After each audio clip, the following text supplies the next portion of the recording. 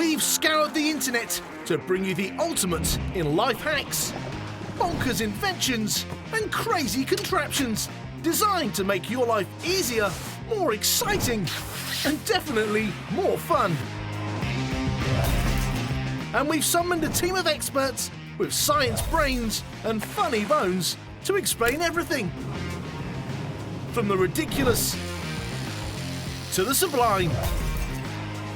And make sure you strap in for the grand finale at our very own Hack HQ, where we create and construct an epic stunt, our very own supersized solutions to life's problems, big and small, with the help of Mike Sansom, pyrotechnician, chemist and engineer, and his human guinea pigs, Marcus Bronzy and Stephen Grant. For now, sit back, relax and put your feet up. Let us do the hard work so you don't have to. This is how hacks work. This episode, we're diving right into the amazing world of technology. We've come a long way since our fellow primates first picked up a stick, but there's always more innovations to be had. Technology is the cornerstone of our civilization, from providing clean water, energy, and transport to electronic forks. We love it. It's so fast moving, I think I am becoming more and more rubbish with it. And I'm getting to that age now where I'm saying, how do you do this?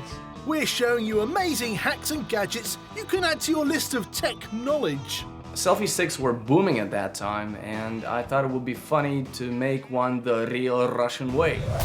We'll also attempt to beat scientists and technologists at their own game by creating smell with the aid of our homemade Vortex cannon. Yes, really, a Vortex cannon. Told you this was a tech-heavy episode. It looks like a Soyuz capsule. I thought we were going to go into 1960s space.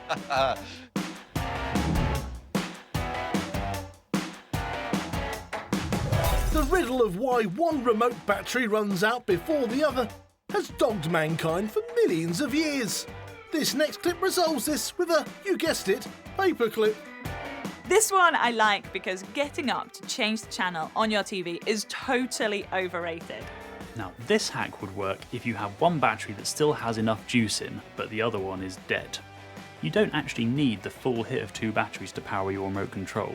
All you need is that conductive surface to complete the circuit in your remote and allow that power to work. Yeah, that's exactly what I was going to say. This fiddly hack is a solution to the most annoying aspect of remote ownership. If you can be bothered, it's a hack hit. From one remote control to another, how do you find your car and even unlock it from up to double the range the key normally has? This clip provides a neat and ingenious answer. Use your head. I was wondering if it's a fake and someone's in the bush just doing it there, so that then loads of people will be stood in car parks and parking lots all over the world going. Even I didn't believe it at first, but upon enough research I do think it's true. The way your key fob works is by sending out a radio signal, an electromagnetic wave which travels through the air. From meteors to mobile phones, radio waves are everywhere. Like a radioactive UPS, they carry coded messages at the speed of light. They can even travel through water. The waves interact with hydrogen and oxygen atoms, and this amplifies the signal even more. Luckily for keyless car enthusiasts, our heads are full of water, which makes our skulls perfect bony radio stations, allowing you to use your cranium to zap your car open from even further away. I mean, I can't think of a time I would want to unlock my car from a huge distance. But technically this does work, so I'm going to have to say, it. Here's another hack, courtesy of the humble Paperclip, here to save you from what video-obsessed millennials call smartphone neck. With just 3 movements of a paperclip, you've set yourself up a portable smartphone viewing stand. You'll never use your TV again. I think this is a very neat idea, and next time I'm on a train trying to watch a video on my phone, I think I'll be using this. Yes, this is really practical because there are often times when you want both your hands free when you're watching a video. Both the paperclip and the machine that makes them can be traced back to pin making. In the early 19th century, people used to pin their papers together, and this is where it all came from. A smartphone product that costs less than the price of a small family car. This one is a definite hit. If you still use actual batteries for things, this next hack is a great way to see if your battery is actually empty or not. Just drop it from a small height. If it bounces around but stays standing, there's power left in there. An empty battery will bounce and probably fall over. When the alkaline breaks down, it produces gas. Yes, even batteries get gas.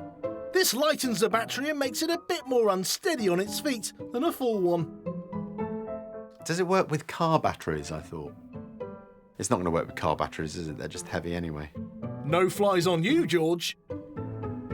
You probably waste roughly the defence budget of a small country each year throwing out batteries that aren't quite finished. So this money saver is a definite hit.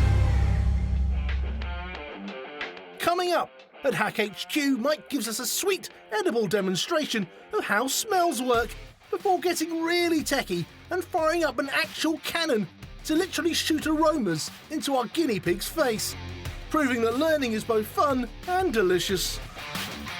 We've already shown you how to use your head to unlock your car and the glorious power of the humble paperclip. Does anyone actually use those things to clip paper anymore? So get ready as we head back into the world of the tech hacks you thought you never needed. Have you ever been playing a racing game on your cell phone in public and thought, I wish there was a product out there that let me look like even more of a nerd? Step this way. This next hack is for petrol heads who want to take their mobile race gaming to the next level.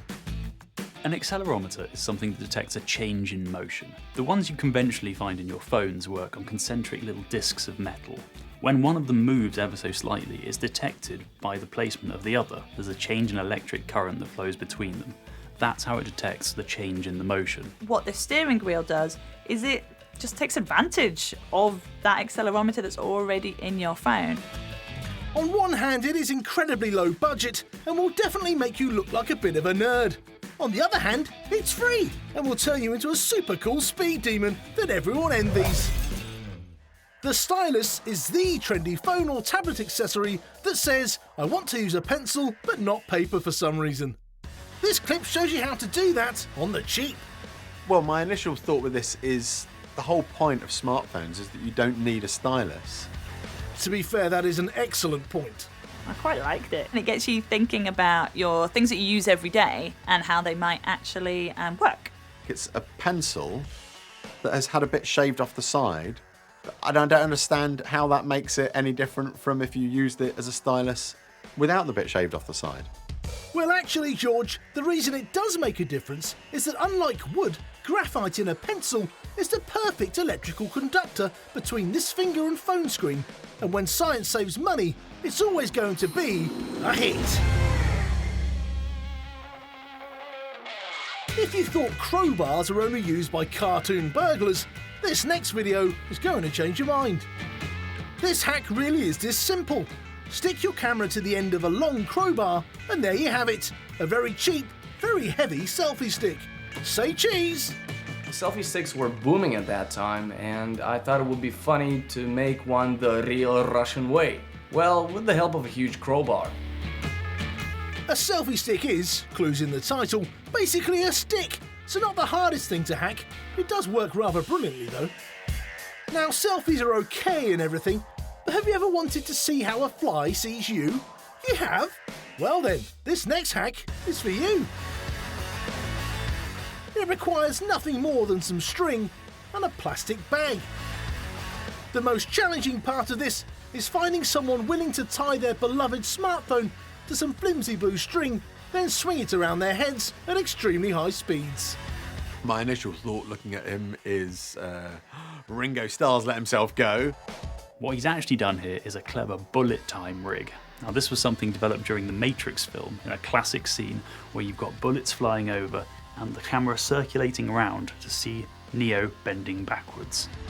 And you can hardly tell the difference.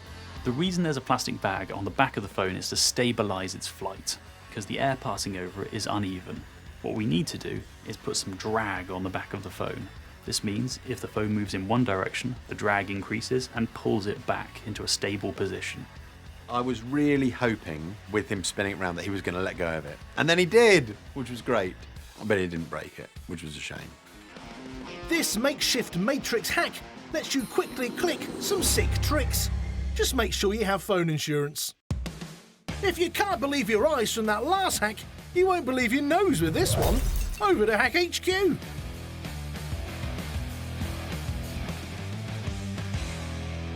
Mike! Stephen, welcome. I'm excited about today. Tech hacks. Oh, I've been looking in the diary thinking this is the day I wanted to do more than anything. This is my background. This is where I'm at my forte. But what's all that for? This is examples of tech, the sort of things that we're going to do today, no? No. So I'm going to revolutionise the way we communicate today.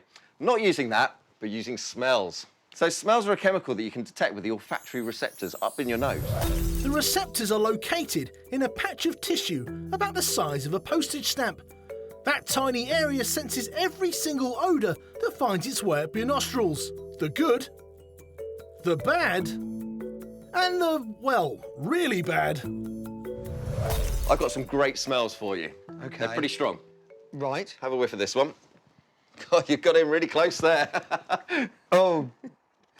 It's, yeah, that doesn't smell very good. What is that? That's horrible. So this is essence of durian fruit. You get it in Thailand. Oh, yeah, really no. stinky, I've been to stinky Singapore, fruit. and there's signs up saying you can't take it on public Exactly. transport. It's it smells banned so bad. in lifts in public places. Oh, gosh, and it just smells awful. Nothing smells like it. It smells of death to stop things from eating it. Oh, yeah, good job. Well, sort of good job, because people still eat it, but... Next okay, one, in a big bottle. I have to keep it in 2 containers. Oh, my word. Get So this one up your nose. What do you reckon? That's horrific. So that's butyric acid. It's the smell of cheesy feet. Oh, well, at least it's getting a little bit better now. Yeah, and that's all thanks to diffusion. Now, I can show this with a plate of sweets Right. and some warm water. OK, so we've got a plate of sweets here. How is this going to show us how smells disappear? So if I pour this into the sweets, and you'll see the colours, the chemicals in the sweets will start diffusing in. This plate of sweets shows you exactly how smell diffusion works. Gas particles mix with air particles until they're evenly spread. So diffusion mixes everything together until it all disappears. So today's hack, then, is all about communicating smells without them spreading out. Exactly. So we've got the diffusion of the smells. They spread out really easily. But I need to concentrate them. And I can show you this by putting a little bit of smoke into my Vortex cannon. Oh, I thought it was just a bin. It is. No, it's a Vortex cannon that looks suspiciously like a bin. So imagine this is smells. OK? As well as looking really cool, locking the smell into a ring shape allows it to travel further by counteracting the process of diffusion. Please don't cut holes in your own bins, though. Whoa. Wow. OK. So all of those smells are concentrated into that small little ring. Right. Fire them at long distances. Harvard scientists managed to use a modified cell phone to send smells across the Atlantic Ocean. That's quite a feat. We don't have the second largest ocean in the world to hand here, but we do have this biggish barn-type building. Let's see how we get on. Well, let's just hope the smells of freshly cut flowers and coffee and bread and not putrid foot death. Come on then, Mike. We'll be back shortly with our very own custom-made, super-sized, not terrifying at all cannon to see how far we can fire some seriously stinky smells at Stephen. We've seen cardboard steering wheels, carrier bag drones, and even a crowbar selfie stick. Basically, the hacks so far have saved you about a year's worth of wages. Up next, we'll give you speakers, cable ties, and sleep glasses. Can you afford to miss what's next? This next hack gives us a very cheap, super cool solution to sleepless nights. Sleep like a baby. Let's have a look. Let's look at my phone. Our screens from our phones and our laptops send out a huge amount of blue light, and blue light keeps us awake. The way we've evolved is when we see blue, it's daytime. Oh, it's quite interesting. It's affected the colours. Now, unless you're a teenager, a 2-year-old, or a vampire, when when it gets dark, you start to feel tired. That's all down to the pineal gland. It churns out melatonin, the beautifully named sleepy hormone that sends you off to the land of Nod. Like those, stops melatonin production, which can keep you awake. Oh God, I'm so tired already. I've seen those glasses before in festivals. I never thought they had a use. Turns out they do. What about changing those orange glasses for some reading glasses and putting your phone away and reading a book? Sorry, Ron, I think I've got a text. We need absolutely no more encouragement to wear bright orange glasses to bed. This is a huge hit. This clip is for anyone who has experienced the exquisite pain of accidentally unplugging a computer 9,999 words into a 10,000 word assignment. A great quick trick, this one. You don't have to be a fisherman to pull off this simple knot hack, and you'll never be powerless again. This is so simple, but they all are once you know how to do them. This one is a definite hack hit. Headphones getting tangled is the #1 reason for stress in young people, probably. This next clip shows you how to keep your cables nice and neat. Using nothing more than a peg, who uses those anyway, you can rustle up a homemade cable tidy so you're always only seconds away from your favourite musical guilty pleasures. This is how we store our headphones, isn't it? Hold on. Like that, you know. I just use Bluetooth headphones, so I don't have wires. We agreed not to mention the B word, Fran. We need to come up with a smarter hack that kind of does it for you, that recoils them somehow or something like that, because that's life, that's reality. Spend a fortune on headphones and then wrap them around an old peg. This one is a miss. Another video and another smartphone now as we send you to musical heaven via a short bathroom break. All you need for this hack are some toilet rolls. And if you haven't got any toilet rolls, then, well, you really should have some toilet roll. Go get some, like now. With a couple of cuts, you've converted your trusty rolls into a sound system that might look weird, but sounds great.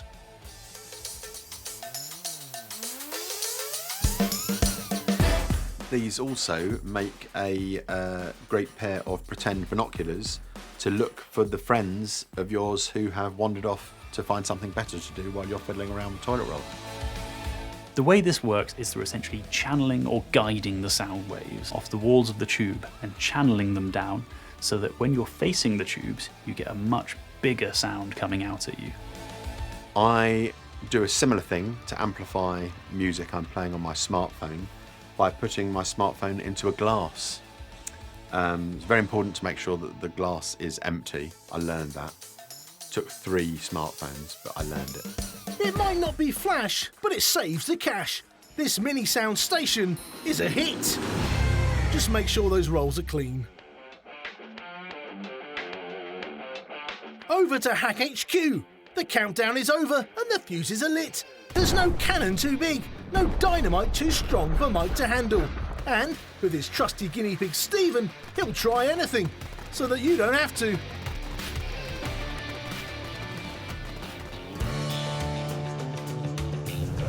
Harnessing smell is the latest technological trend, with scientists scrambling to be the first to incorporate smells into virtual reality experiences. Earlier, Stephen learned how to transmit smells using a special Vortex cannon. Now we're going one step further as we load some odour into a cannon for our supersized smell challenge. What is this? This, Stephen, is my giant smell sender. Right. I mean, it looks like a Soyuz capsule. I thought we were going to go into 1960s space, but... No. How's it work? It's a giant vortex cannon. So I've got a membrane, a flexible membrane on the back there. And when you hit it, it fires a vertical cylinder of air forward that then hits the ring at the front, forcing the central column of air forward really fast. OK. And then that makes a ring because the air at the edges is going slower? By creating a ring, the smell is arranged into a shape that can travel much further. Plus, it looks really cool. So how far will it actually send a ring?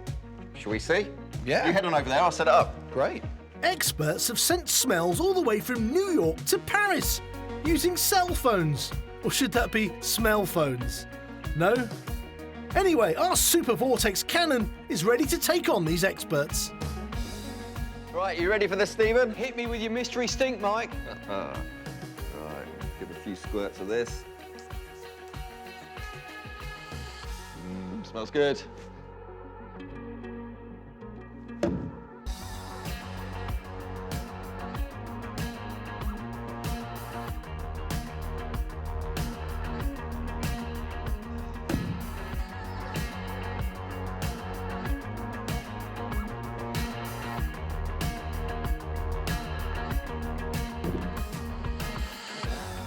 Nearly. Okay. Oh, do you know what? It's perfumey, but I can't work out what it is. What was it? It's lavender. Lavender. Right, let's give the other one a go. Excellent. Right. Give this one a go. Right. It really works, Mike. By sending them in a ring shape, the smells reach Stephen's nose thousands of times faster, which is good, because this demonstration would be pretty boring if it took days. Oh, sort of sherbety. I'm getting sort of a kind of a sweet. Oh, it's actually quite nice. It's like it reminds me of sort of sweet shops as a kid, and I'm getting memories coming back. Scientists claim odours are more strongly connected with memory than even sound or sight. Anyone who has ever been to a music festival toilet will definitely agree with that finding. Not surprisingly, we particularly like smells associated with positive experiences, like Stephen in his sweet shop. Oh, it's like sherbet, sugar, orangey, cinnamony. Perfect, orange, yes. It's orange, is it? Orange, yeah. Oh, amazing. Yeah, it smells like orange sweets. Oh, I'm really liking this. It really works. I'm on the other end of that barn, and the smell just hits you in one go. What a great hack. Companies have spent fortunes trying to develop technology like this, and I've done it with a bit of pond liner and a bit of metal. It's the ultimate tech hack. And with cutting-edge developments in real-world technology, we could all be pinging pongs via text very soon. Well done, Mike. Thank you. That's all the tech we can crowbar into this episode. Join us next time when we'll be bringing you another show full of amazing videos to save you money, time and effort in your journey through the modern world. Bye!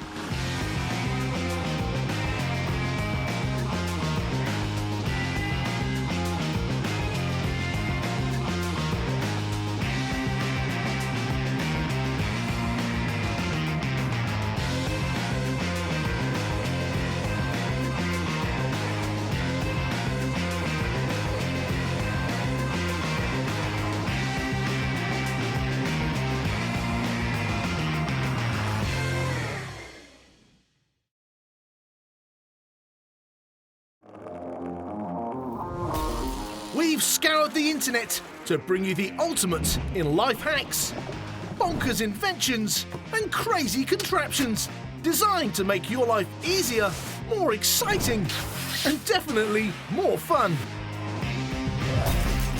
And we've summoned a team of experts with science brains and funny bones to explain everything. From the ridiculous to the sublime. And make sure you strap in for the grand finale at our very own Hack HQ, where we create and construct an epic stunt, our very own super-sized solutions to life's problems, big and small, with the help of Mike Sansom, pyrotechnician, chemist and engineer, and his human guinea pigs, Marcus Bronzy and Stephen Grant. For now, sit back, relax and put your feet up. Let us do the hard work so you don't have to. This is how hacks work. This episode is all about extreme sports, and it's what the internet was made for. Some of the most amazing, insane, and well, extreme videos out there. You see, I get breathless climbing out of an armchair. Well then, stay where you are, George. Sport is exciting, adrenaline-packed, and physical. In tonight's episode, we're pushing that one step further. We've got every surface covered, from scaling walls to walking on water. We'll also be pulling the trigger and hitting the target in our very own explosive finale. Hey!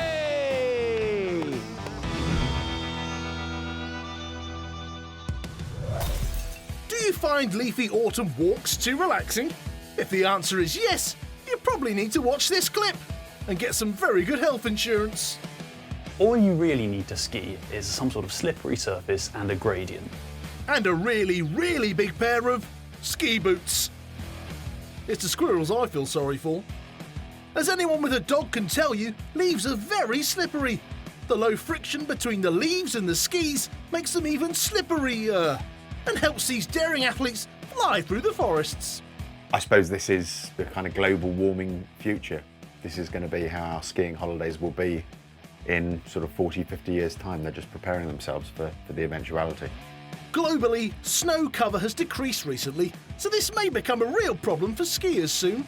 One way ski resorts are trying to counteract the lack of snow is by using a snow cannon. Snow cannons make real snow, but the process is a little different to how it occurs in nature. Here's how it's done. First, high-pressure air is pumped into the machine. This combines with cold water entering through a second pump. The water and compressed air combine together to make water droplets. These then turn into ice crystals, or snow, inside the gun, which is fired out into the air before hitting the ground. The ideal temperature for making snow is -2 degrees Celsius. So for ski devotees, if it's too hot for a cannon, hit the slopes in your local forest. Just check it's not a big dog walking area. No one wants that on their salopettes. No snow, no problem. This is our first hack hit. If you thought skiing wasn't dangerous enough as it is, how about throwing an active volcano into the mix? This next clip definitely earns the title Extreme. Climbing up the tallest volcano in Europe, then skiing down it. What happened to just going for a jog in the park for exercise? And this surface can be very rapid. You might even call it quicksand.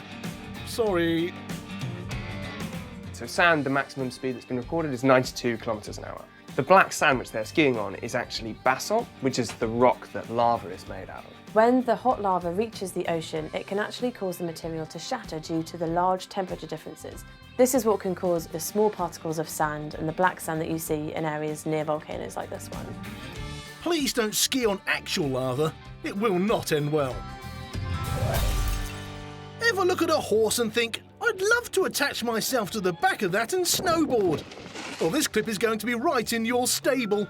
A galloping horse can get up to about 40 to 48 kilometers per hour on a good day. Now, if you're running in snow, things are very different. You're more likely to be looking at 30 to 35 kilometers per hour. That's still very fast if you're being towed behind on some skis. Surprisingly though, horsepower wasn't always used for dragging snowboarders. The idea of horsepower was come up with by an engineer called James Watt. And it's because he developed these new steam engines that he was hoping could do work in mines. But in order to sell them to the people who owned the mines, who basically used horses for all these kinds of jobs, he wanted to compare his steam engines to the horses that already existed. And thus was born the concept of horsepower. If Superman was a snowboarder, level terrain would be his kryptonite. But get yourself an extreme horse and you'll be flying. Any ski lift with legs gets my vote. It's a hit. Coming up at Hack HQ, Mike takes his human guinea pig Stephen Grant onto an explosive rifle range. We've already shown you leaf skiing, volcano skiing, and horseboarding. Now have a look at this lot, who took the term rolling waves a bit too literally. This hack is a combination of balance and multitasking, both of which require quite a lot of thought. Why exactly is it hard to balance with 8 tiny wheels attached to your feet? Staying upright on a surfboard is tricky enough. What helps is wax. This increases the friction between your feet and the board, and most importantly, makes you look cooler. But add wheels into the equation, and surfing just got a whole lot harder. Why? Because the wheels grip the board, which means you roll off the board instead of sliding. A small but very distinct difference. Believe it or not, this makes balancing much trickier. One false move and your weight will shift from the centre of the board and send you crashing into the waves. Contrary to some beliefs, nobody is actually able to truly multitask. Even if you don't realise it, your brain is quickly switching between concentrating on the different tasks. However, some people are better at this switching than others. Roller surfing tests your balance and multitasking. But then again, so does eating on a roller coaster. It's a hack miss, I'm afraid.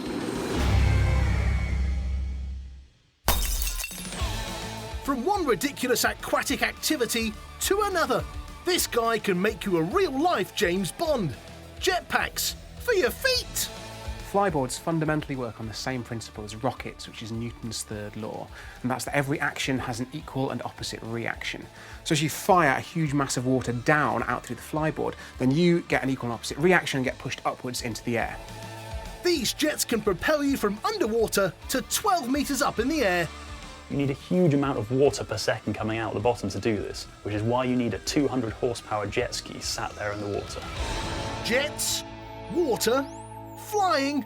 Yes, I think this is definitely a hit. If the last guy was Aquaman, this guy is definitely Spider-Man. So what he's done is he's got these magnets, he's going to use them to stick to the side of the wall, and the friction between the magnet and the wall will stop him from sliding off. If you want a magnet that you could turn on and off, the best thing to use is an electromagnet. And the way you manage that is that you get some wire and coil it around in lots and lots and lots of loops. And then if you want to amplify the magnetic field, you pass some kind of piece of metal through the centre, a metal core. And then when you put a current through that wire, you generate a magnetic field, you create a magnet. Now here's a way for you to defy gravity. Just make sure the magnets are strong enough, else you'll be more Splatterman than Spider-Man. This clip is for people who want to ditch the lift and burn a few calories. You see, I get breathless climbing out of an armchair. I don't think I could do it. I don't think I could manage it. This guy is using absolutely no specialist equipment to climb this skyscraper. Spider-Man, eat your heart out. He's gone one better than even Spidey, as all he's using to climb is chalk. The tallest skyscraper in the world that was ever climbed was the Burj Khalifa, 828 metres. Now that was in 2011 by a Frenchman known as the French Spider-Man, and he got all the way to the top, which is incredible. Chalk does an amazing job, but there really is no substitute for skill and experience in climbing. Ever been looking for a bottle opener, but all you could find was an off-road BMX bicycle? Well, this is the hack for you. I'm going to attach a BMX to my keyring, so next time I'm at a party or an environment where someone needs to have a bottle open, I'm there, I'm ready. Spinning the wheel generates a lot of momentum in the spokes of the wheel, and when those spokes come into contact with the cap of the bottle, that momentum is passed into the cap of the bottle, and if you're holding onto it tight enough, that will just pop the top of the bottle off. This is a massive hack hit, and just one more reason to take your BMX to every party. Over at Hack HQ, Mike and his human guinea pig Stephen are creating their very own extreme sports.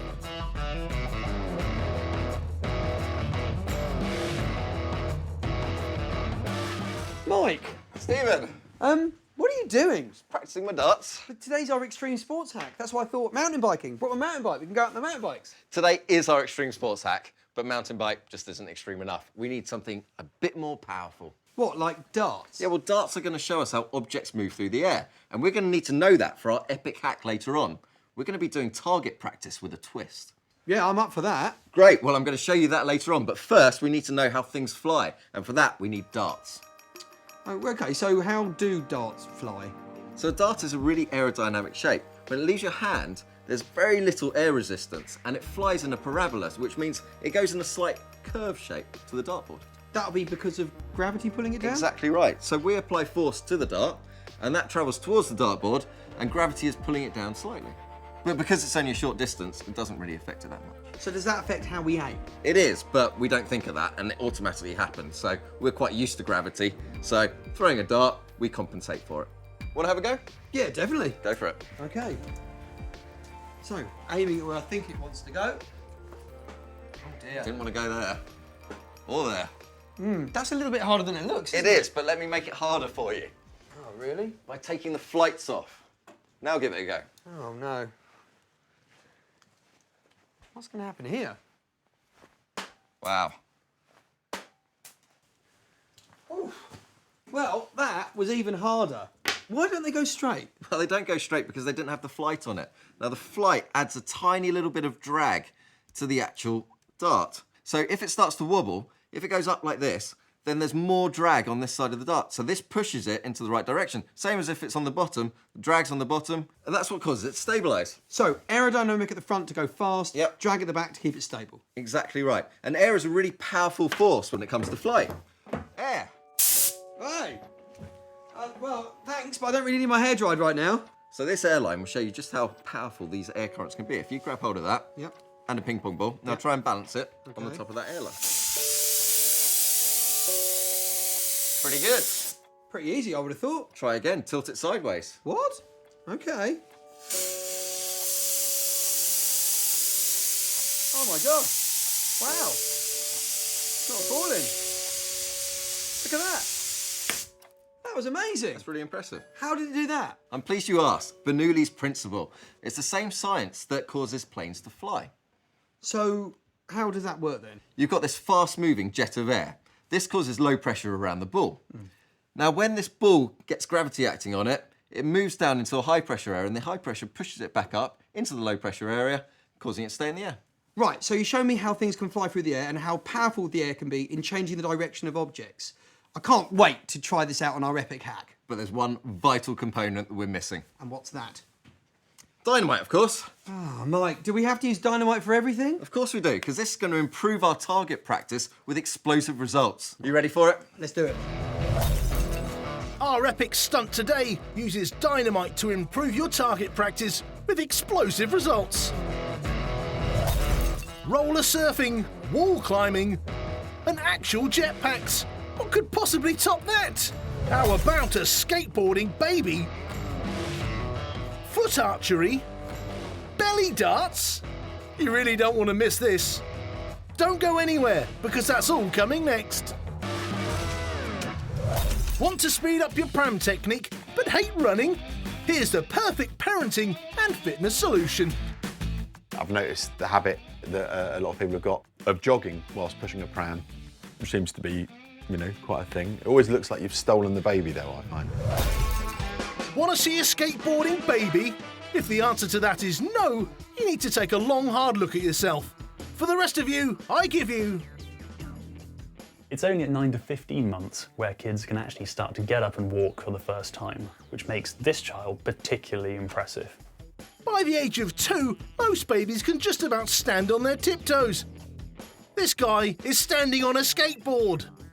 Balance is really important if you're a human because you spend a lot of time on your 2 feet. And we have 3 systems that are specialised to do it.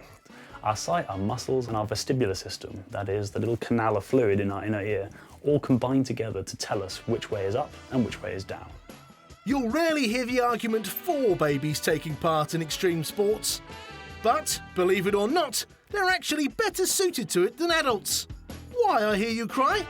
Well, to stay balanced, you have to keep your centre of gravity over the board. This is much easier if you're a baby, as your centre of gravity is lower, which makes toddlers the perfect age to learn skateboarding. With a kid like this, you'll never run out of bragging rights on a playdate. It's a hit! Name the least extreme sport you can think of. I bet loads of you said darts. Well, this next guy proves you don't have to be an overweight lager drinker to conquer the sport. The way that you can fire darts with this slightly curious contraption is that you can place the cup over your stomach, suck your stomach in, and that sucks air through the tube into the cup. And then if you've got strong enough stomach muscles, you can push that air out very suddenly. That's a pressure wave which travels along the tube with enough force to send that dart flying out the end. The reason this pin can pierce the glass is primarily down to pressure. The way pressure works is that it's a force distributed over an area. If something's moving very quickly with lots of force, and has a very tiny area like the head of a pin, it can have a huge amount of pressure, and this can do a lot of damage. I just had a gut feeling about this one. It's a hit. If you thought talking on the phone and typing was multitasking, wait till you see this next trick. This hack is crazy. It's kind of scary as well. My God, like what she can do. I've never seen anything like that. In many ways, your hands and feet are actually very similar. Both have very similar bone structures. With 27 bones in each hand and 26 in each foot, over half the bones in your body are found in them. As with anything, practice makes perfect. If you practice doing fine, dexterous tasks with your feet, the chances are you'll get better and better at it. Even Robin Hood ain't this good. Over to Hack HQ. The countdown is over and the fuses are lit. There's no cannon too big, no dynamite too strong for Mike to handle, and with his trusty guinea pig Stephen, he'll try anything so that you don't have to.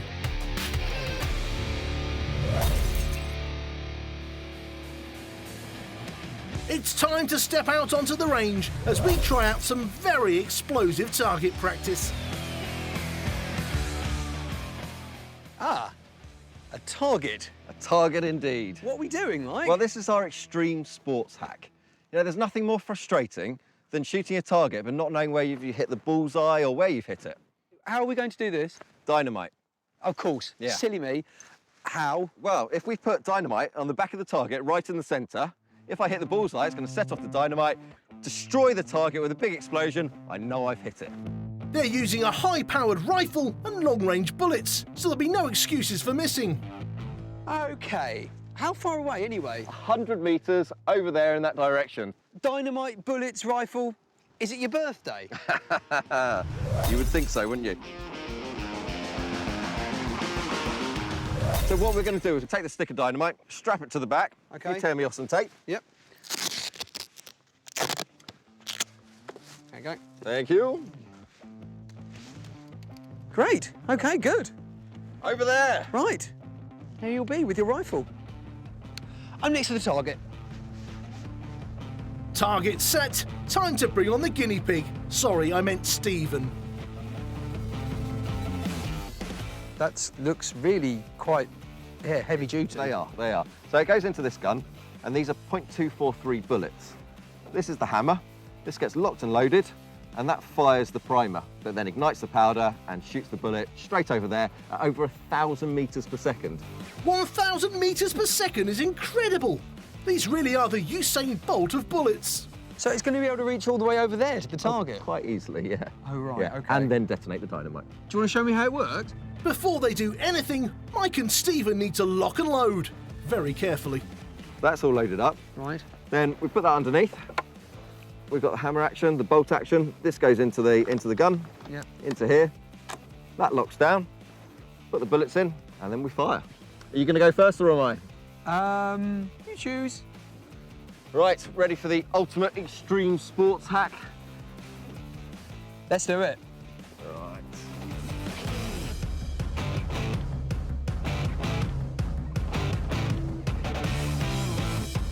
Ready, aim, fire. Trust me, this looks a lot easier than it is. If only I knew if I'd hit the bullseye. This is the thing, isn't it? Yeah, At least we know we don't have to go up there and have a look. this is true. This hack is working already by virtue of the fact that you're bad. Keep that chat up, Stephen. You'll go in a minute, mate.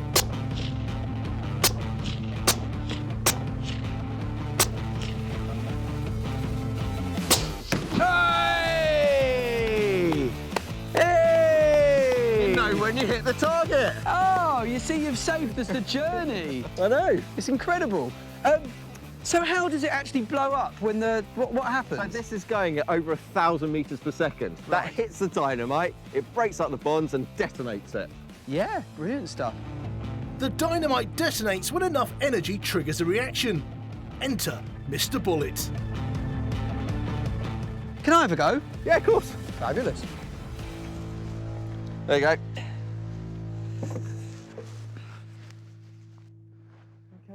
All right, Stephen, let's see how fabulous you are.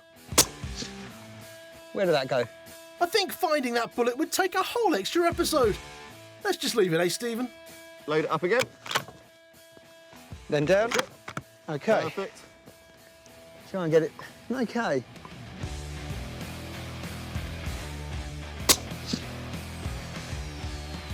Don't even know where that went.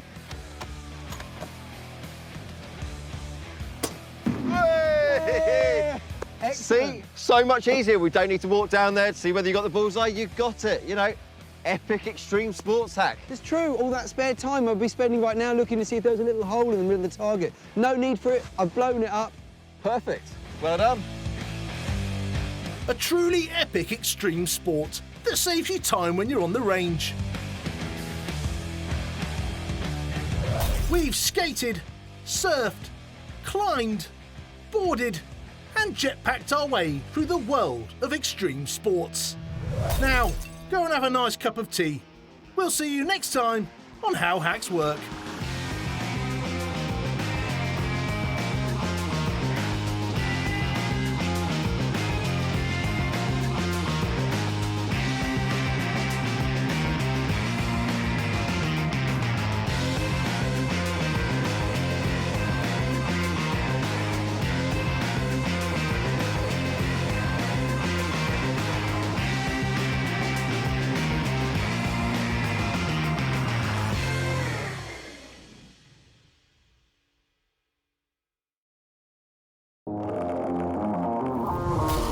We've scoured the internet to bring you the ultimate in life hacks, bonkers inventions, and crazy contraptions designed to make your life easier, more exciting, and definitely more fun.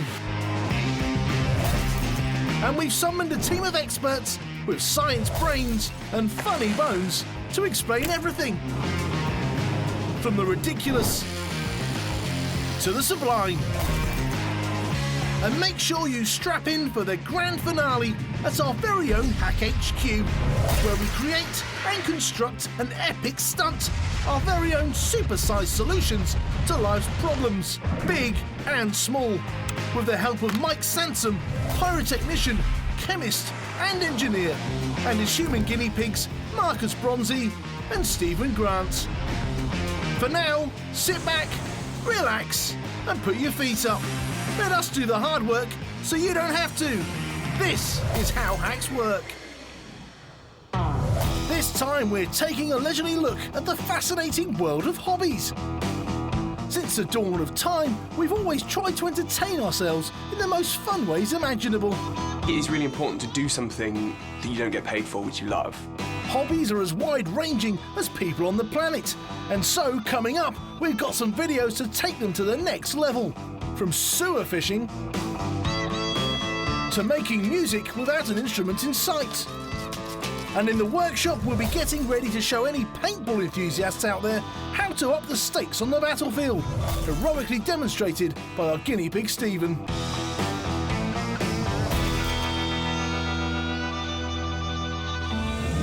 Our first hobby will definitely cause a buzz. And solve that age-old problem. How can I transport all my bees without endangering the local public transport system? That's actually very dangerous. He's on a bike without a crash helmet. The reason this hack works is because these bees aren't actually attacking him, they're drawn to him, like a magnet. Or a moth to a flame. Or a bee to a flame. Do bees like fire? I'm confused. They're actually just trying to swarm around their queen, and their queen is the bee that's inside the pendant around the guy's neck. And they know where she is because of something called pheromones. These are smells that the queen is giving off that the bees can detect. In fact, bees are constantly communicating, especially when they're hunting for their favourite nectar. Special female bees, called worker bees, search high and wide for the best flowers and tell the other bees how to find them. By dancing. It's called the waggle dance and works like this. First she gathers an audience by vibrating her abdomen. Once all the bees are paying attention, she begins the dance. The duration of the waggle indicates distance to the nectar source. The longer the waggle, the further the flower. The angle she dances tells them the direction of the flower in relation to the sun. The dance can direct other bees to nectar over 15 kilometres away.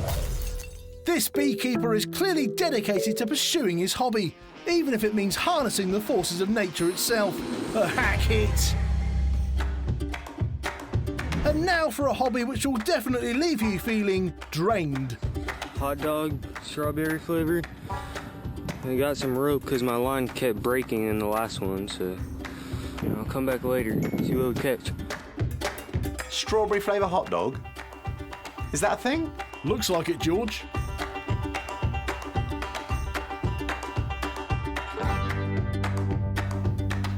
It's horrible.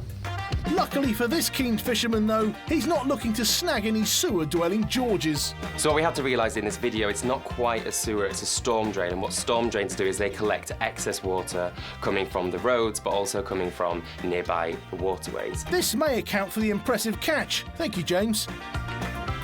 But there's still something fishy about how this person knew a strawberry-flavoured sausage was a catfish's favourite snack. For the discovery alone, it's a hit. And just in case you thought passing your time fishing could get a bit dull, our next clip shows a fresh take on this hobby which gets straight to the point. Well, it ain't pretty, but it'll work. I didn't even know bow fishing was a thing. Fishing reels are thought to have originated in China in the year 1195, but they didn't make it over to Europe until the 1600s. Like a watery Robin Hood, our hunter uses stealth, guile, and a fully loaded plastic bottle to stalk his prey. Fully loaded with the bluntest homemade arrows in the world by the looks of it. As if living as a brown trout in a swamp in Idaho wasn't unpleasant enough, now they have to contend with crazed plastic bottle-wielding archers. I'm sure in his head this guy looks a lot cooler than he actually does. Although this definitely looks more satisfying than normal fishing, it looks far less effective, and those homemade arrows are definitely not hitting the target. A miss. If reaching for the stars sounds like it could be your favourite pastime, this clip will show you how to pursue this obsession without having to take out another mortgage. This hack is kind of like the realisation of a boyhood dream. Like, I've always wanted to make my own hot air balloon and go up into the sky. A mannequin flying over a field in Russia tied to a hot air balloon. I think you're eating too much sugar as a kid, Ali. Hot air balloons fly by decreasing the density of the air inside the bag. The low density air rises over the cold, denser air. Why has the pretend man being taken up in the hot air balloon, why has he got a bottle of cola and a straw? This hobby may be good at getting weird, scary mannequins airborne, but for any other flying objects in the area, it definitely has some strings attached. A miss. Coming up at Hack HQ, we'll be going from hot air to compressed air as we learn how paintball guns actually work. Ready for Mike and his human guinea pig Stephen to go head-to-head in our Ultimate Hobbies Challenge. So far we've shown you the beekeeper's answer to FedEx, how to fish your dinner from the drain, and how to follow your hobby into space. Now our clips are taking on a different note, musical notes to be precise. If being the next Jay-Z sounds like your cup of tea, but you don't have access to his ridiculously expensive studio, our next video shows any budding musicians out there that there is still a way to follow their passion.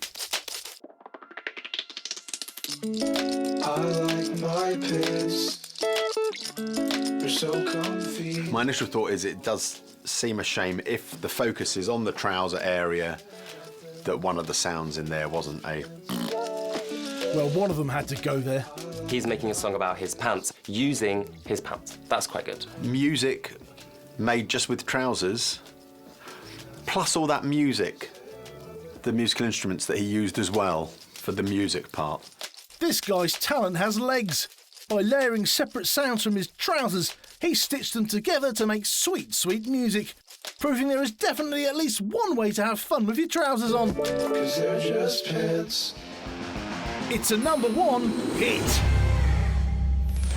But if all of this feels a little below the belt and you still want to pursue your sweet-sounding hobby on the fly, then this next clip is just for you, even if it is a bit tongue-in-cheek. Roll up, ladies and gentlemen, boys and girls. Come see the incredible lizard boy. The human tongue is made up of 8 different muscles, and it's in a similar construction as an elephant's trunk or an octopus's tentacle. The problem with using your tongue is you've got a lot of saliva on it, which means you're actually covering a very large surface area on the phone. It's an option. I'll stick to using my hands. Boring.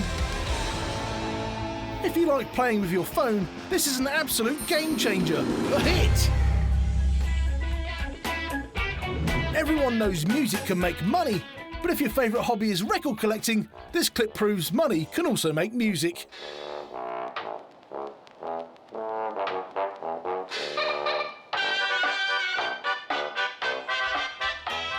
I really like the way this hat combines the old and the new polymer note versus the 70-year-old polyvinyl chloride record. Fantastic. I thought this hack was super interesting. I've only ever known vinyls to work using a really hard material like stainless steel or diamond. With the cost of records these days, it's a wonder this guy had any left over to play it with. Nevertheless, this is a money-grabbing, music-making hit.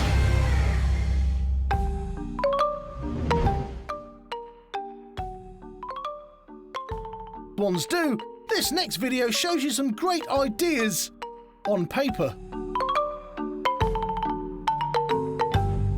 Finally, the answer we've all been waiting for: how to cut through confectionery with a power tool and avoiding that nasty metal aftertaste. Hurrah! If you look at paper under a microscope, what you see is it's quite ridged and it's more like a saw. It's all about the momentum. Momentum equals mass times velocity. So it's that momentum that could cut the object. Finally, a power saw without the risk of horrific mutilation. A paper-thin hack hit, as long as you don't need to cut anything stronger than a small cola bottle. Over at Hack HQ, Mike is tinkering with paint and compressed air in preparation for our epic hack. That sounds fun for us, bad for guinea pig Stephen. Hey, Mike. You all right, Stephen? I'm excited about today. Persian mink, Tibetan sunset. We're going to get this workshop looking like the working environment you should be in. That's all very beautiful, but today is less about your painting and more about paintballing, because it's our hobbies hack. Ah, paintballs. Right, so these are paintballs, These are paintballs, yeah. So these are gelatin balls. They've got a capsule that bursts really easily when they hit you, and then they've got a paint that's water-based so it can wash off easily. And how do we fire them then? Well, we fire them from a gun with compressed air. Oh, OK. So I'll show you compressed air here. Here's our paintball. Fire it along, boom, off it goes. Ooh, well, that was surprisingly powerful. So how does the gun work? So the gun works in exactly the same principle. You've got a compressed air canister inside the gun. You've got a hopper of paintballs. You cock the gun, the balls fall down into the barrel. When you pull the trigger, it releases a little mechanism that fires the ball out with the compressed air. Well, there's only one question left to ask then. When can I have a go? Well, let me show you first of all. Come round here, put your glasses on. Right, I cock it, the ball goes in, and then fire! Ooh!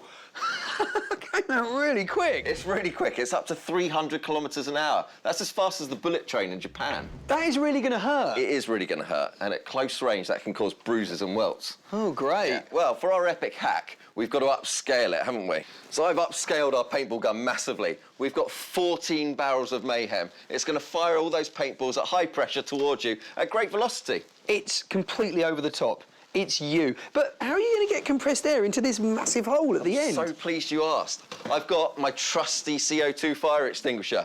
This connects onto the back, the CO2 goes into the compression chamber, and all 14 barrels fire at the same time. OK. I can't help feeling I'm at a bit of a disadvantage here. Totally. So long as I get out of the way of that, I'm going to be OK? Yeah, I think so. Well, so long as it's just that, I know what to avoid. Yeah, I've got a couple of other things up my sleeve, though. Oh, great. Join us later on when we'll see just how big Mike's gun is and just how fast Stephen can run. So all you hobbyists, you've learned how to make music with your clothes and your money, and how to entertain yourself with your tongue. But if you're still after some more tips to help you on your way to hobby hack greatness, then look no further. If you're lucky enough to have more than one hobby but can't find the time for both, our next clip may hold the answer you've been waiting for. This kid is successfully pulling off nerdiness and sportiness at the same time. He is a genius. Rubik's Cubes are solved using algorithms. This is just a set of instructions that if you follow, you'll eventually get to the solution. So how do you solve a Rubik's Cube? Besides peeling off all the stickers, there is an actual science to it, apparently. It comes down to 5 not so straightforward steps. The simple first step, the hot cross bun as we've decided to call it. Easy. Secondly, all you have to do is finish that cross to make it all white. Still with us? Thirdly, you need to solve the middle layer. Is this helpful? I'm just telling you what you need to do. No idea how to do it. Then fourth, solve the top face. No idea. Oh yeah, this is really easy. Finally, if you got this far without crying, you're nearly there. One final push. Come on, I believe in you. And if that is too much hassle for you, try just throwing it out the window. When I was a child, I would think that is the perfect way to get a girlfriend, that sort of skill set. A kid who solves a Rubik's Cube while doing keepy-uppies is clearly going to be some kind of superhero one day, so I'm going to have to award this one a hit.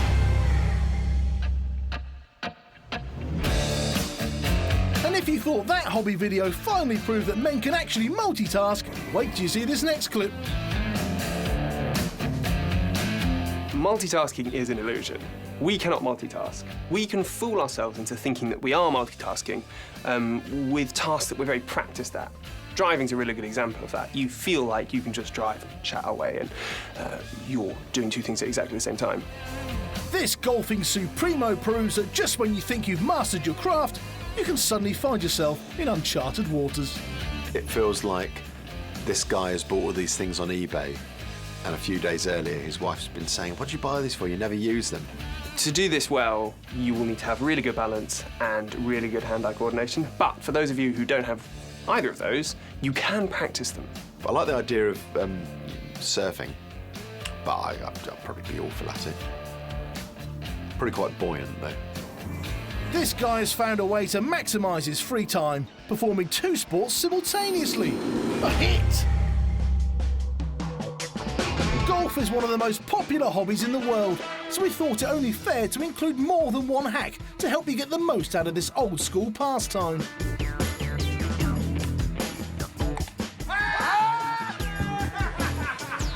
Combining those two famous poolside activities, golf and table tennis, this pair has scored a hole-in-one on holiday entertainment. If you look deep into the inflatable flamingo's eyes, you can see it. You can see the pain. You can see it thinking, I've been watching these idiots try doing this for the last 6 hours. These guys have nailed that pool holiday boredom problem with a great new hobby, a hit! How many people have actually ever used a leaf blower for blowing leaves? Exactly, none. So this lady has found an even better use for it, and I think this might now be my favourite hobby. So it's my day off today, so I thought I'd have some fun with this. Let's see how this turns out.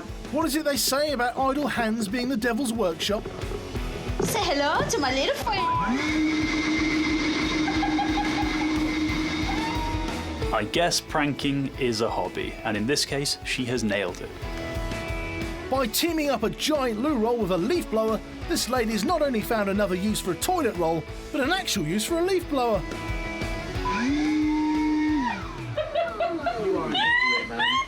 Her boyfriend seems very unamused by it. I don't think they're very well matched. She needs someone who's a bit more light-hearted. Bye, babe. Do you want to clean all that up? Love you. This hobby trailblazer lady is the hero the internet needs right now. Although her boyfriend might not agree. A huge hit. Leaf blower clips are like buses. You wait for your entire life for one to turn up, then two come along at the same time. But this leaf blower hack uses an ancient hobby and is ever so slightly more sporting than the previous one. Setting up a huge pool table in your office takes balls, and here they are. It's the precise engineering that's going into something so frivolous. It's just, that's how engineers do it. It's brilliant. I thought it would be quite good for playing chess, but I tried it and it was hard to tell who won. These guys won't even let work get in the way in pursuit of their favourite hobby.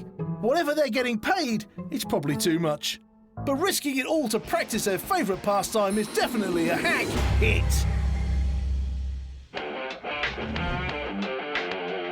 Over to Hack HQ.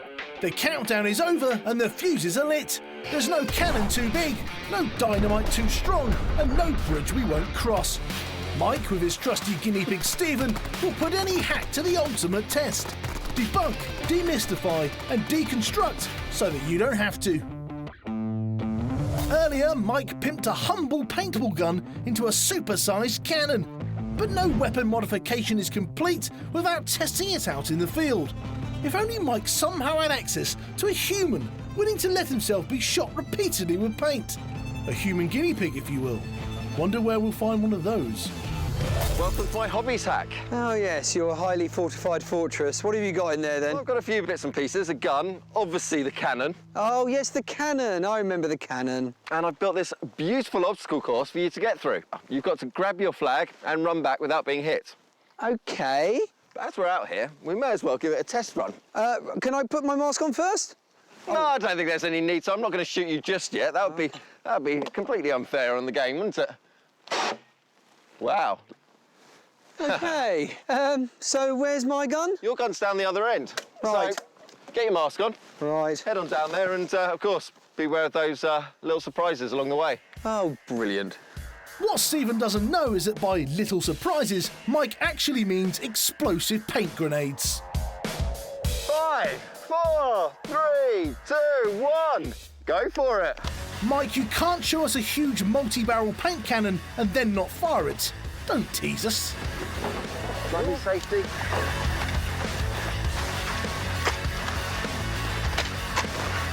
Right. I'll get you quite a bit up to reach there behind that tree in your fortress with all your weapons. That's it. Yeah. Here's for all the stuff you've done. You're going to have to make some kind of move now. Ah!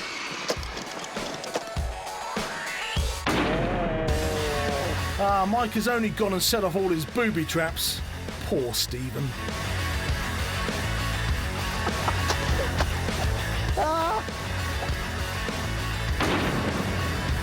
Oh, and again, Stephen's going to be very sore after this.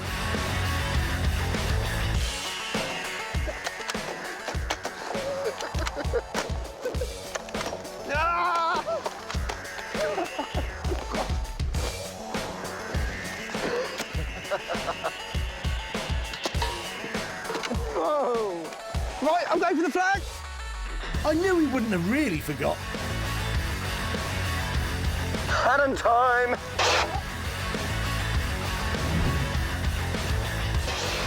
That had to hurt.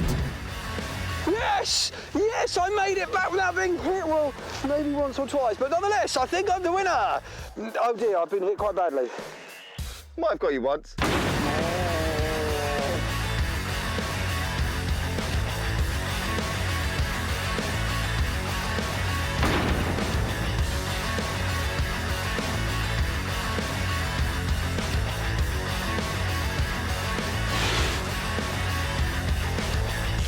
Okay, I won, yes? Well, technically, you got your flag back home. Yeah, but I mean, you know, you didn't really... Well, you did sort of get me, didn't you? I shot you about 100 times. Is that a lot of times?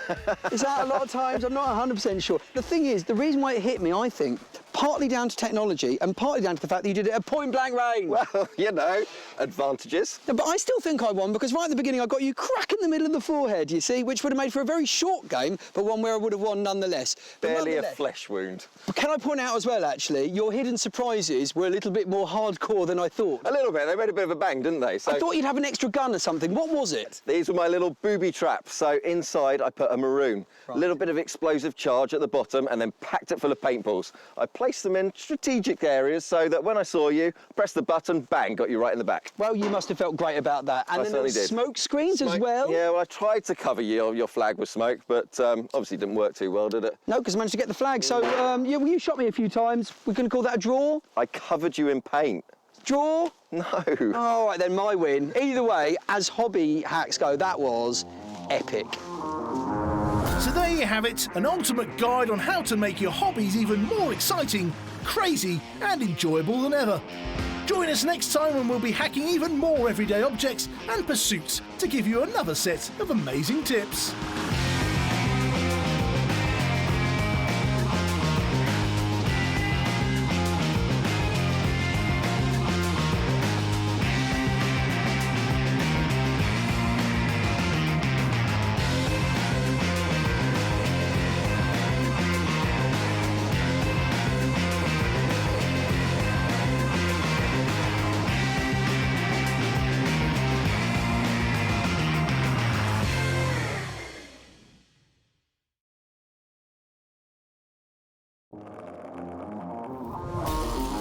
We've scoured the internet to bring you the ultimate in life hacks, bonkers inventions, and crazy contraptions designed to make your life easier, more exciting, and definitely more fun. And we've summoned a team of experts with science brains and funny bones to explain everything. From the ridiculous to the sublime.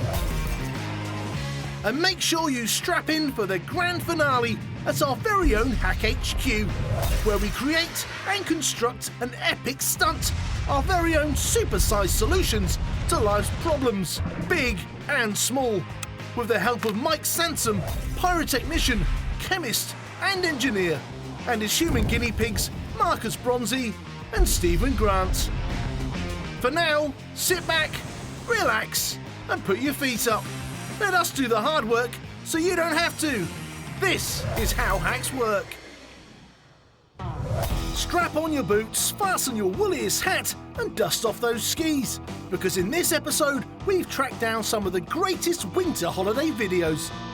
From building your own enchanting frozen snow globe, to giving your bike a winter-friendly budget makeover, and punching frost out of a window. So if you prefer Siberia to the Seychelles, you're going to want to pay attention. I think everyone likes snow. Who doesn't like snow? Train drivers, taxi drivers, camels, quite a few of us actually.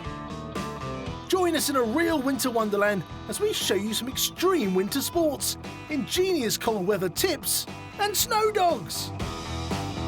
Because it wouldn't be a collection of entertaining videos without at least a couple of dogs, would it? I don't know how much fun dogs usually have in the snow, but this dog looks like it's having quite a lot of fun. And later at Hack HQ, we're going to show you an epic hack for when your winter getaway gets super icy. You won't want to miss that. Okay. Stay vigilant, people. We're starting with what could become the greatest winter holiday sport in history. Watch and learn. Get up! Yes! Oh yeah! Another fire! And the wife is not happy. With the impending global warming and extreme weather conditions, we're going to have to adapt our sports to the environment. And these people are just staying ahead of the curve. Not sure his wife would agree with you, George. So whilst we might imagine that water can be very fast moving, snow can actually also move very fast in the form of an avalanche. And we know that snow in an avalanche can move up to about 160 kilometers an hour. This hack works because there's very low friction between the undersurface of the kayak and the snow, because snow is a very low friction substance. Which means that an object such as the kayak can move across it very easily. Which is very lucky for idiots everywhere. This hack doesn't help anyone and doesn't solve any problems, but it'll definitely add a lot more fun to your winter break. It's a hit! Have you ever wanted to build your own winter holiday home, Eskimo style? You have? Well, this next video shows you just how to do that. Well, kind of. You let Mother Nature take care of business. Next thing you know, it's covered up and your little ones are going to let the fun begin. They're going to have a good time. They'll stay nice, toasty, dry on the inside, make a little clubhouse. They will remember this igloo all their life. It's actually pretty difficult to forecast when it's going to snow because we need to know very precise data about the temperature of the air and the temperature of the ground. Anna, you should be a weather presenter. You'd be the only one who's ever told the truth. To be honest, I think real igloos are much more impressive. But hey, I'm not judging. Sounds a lot like you are judging, Ali. An expert igloo builder can put up an igloo in about an hour's time, which is very short, but also you probably don't want to spend too long in the cold building your igloo before you get inside. I'd love my job description to be expert igloo builder. I remember trying to make an igloo when we were children, but it was London and it was very poor snowfall. And we managed to make one course of bricks and then we'd used up all the snow. Ordinarily, building a shelter out of snow may not seem like the smartest idea, unless you want to turn up the heat on your winter holiday antics. So how can something as cold as, well, ice, keep you warm as toast? The secret is in the bricks and mortar. Igloos are made from very tightly packed snow, which contains lots of tiny air pockets, a great insulator. They're more akin to a Roman amphitheatre inside, although people tend to dress far less provocatively in an igloo. Anyway, with impressive tiered levels, people sleep at the top and the cold air sinks conveniently to the bottom. Just don't roll out of bed. Finally, it's all about the period features. An open fire is an absolute must. Just don't forget the smoke hole, otherwise you might suffocate to death. Better or worse than freezing, we'll let you decide. This attempt, though, is basically a flimsy tent covered in snow. I'm just not so sure it would impress fellow holidaymakers on the slopes. It's a miss. This clip proves that despite freezing cold temperatures, it's still possible to pursue the more traditional forms of recreation off-piste. This impressive hack is the result of a lot of patience. Wait for it, wait for it, wait for it. Honestly, it's coming, I promise. I really appreciate the existence of such a tiny fishing rod. Or is it a small rod? Is he actually a giant man and that's a giant fish? Worth investigating further. It really isn't, George. In freshwater, fish tend to go to the very bottom of frozen lakes and rivers, and weirdly, this is where the warmest water is. At first, a tiny rod catching a big fish looks cool, but sitting on a slab of ice for hours on end while the rest of your mates hit the slopes isn't my idea of a holiday. It's a miss. Coming up at Hack HQ, Stephen learns about the states of water during cooling and freezing. Wow. Before Mike fires up his flamethrower for his epic hack to de-ice your car in winter. We'll be back in a minute. I'm just off to call the insurance people. So far, we've shown you how to kayak through the snow to your very own igloo before heading inside to catch yourself some dinner. You didn't think we'd stop at 3 though, did you? Turns out the internet is full of people who love winter holidays. Parenting is tough, so if you've just had an adrenaline-fueled day on the slopes, you probably want to chill instead of struggling with your child's snow boots. Here's a hack that will save time and stress when you finally get off-piste. This dad has done a job that normally takes around 73 hours in about 1 second, and managed to keep his daughter highly amused at the same time. This is most definitely a hit. A snow globe is the classic winter holiday memento. But if, like most of your fellow Earthlings, they also remind you of a different kind of smashing winter break, this next video shows you how to really quickly make a replacement next time disaster strikes. Bubbles themselves don't last very long normally, so you need it to freeze fast. We're looking at about minus 20 degrees Celsius to get it to freeze all over. You've got a layer of water trapped between 2 layers of soap. And what happens is that water freezes before it can evaporate. It's one of nature's phenomenons that when it happens, it's brief and it's spectacular. Our hack has shown you how to make a snow globe from a frozen bubble. But when it comes to the more traditional snow globe, and one that lasts a bit longer, there's a secret to making them come to life. It's not just snow and water in there, it's a mysterious mix of ethylene glycol, that's antifreeze to you and me, and water. Oh, and the snow? That's soap flakes or plastic. Makes you feel all Christmassy, doesn't it? Having a mixture of water and antifreeze means the liquid inside your snow globe has a higher viscosity or thickness, which slows the fake snow down. As gravity pulls it down, this gives the snow globe its wondrous quality, and it's slow enough for oohs and ahs from delighted children. Our clip is more of an ice globe than a snow globe, but we like to think just as impressive. It's a definite hit. Good news, car owners! Want to know a quick trick to removing ice from your car windows? Beat them into submission. Glass actually doesn't conduct heat very well, so it's going to get cold more easily. The second thing is that also to do with moisture, so we're going to have much more moisture that builds up on the glass, which can freeze into ice. Other liquids that you can use to de-ice your car are other liquids that have a lower freezing temperature than water. A good example is vodka or alcohol.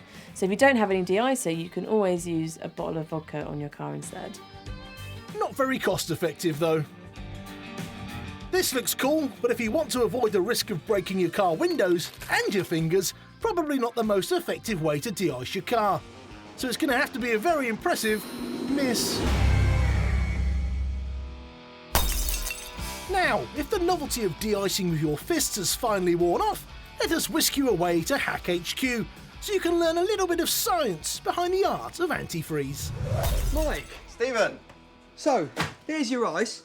What are you doing getting me to get you ice? It is freezing out there. That's not helping. It's cold, but it's not cold enough.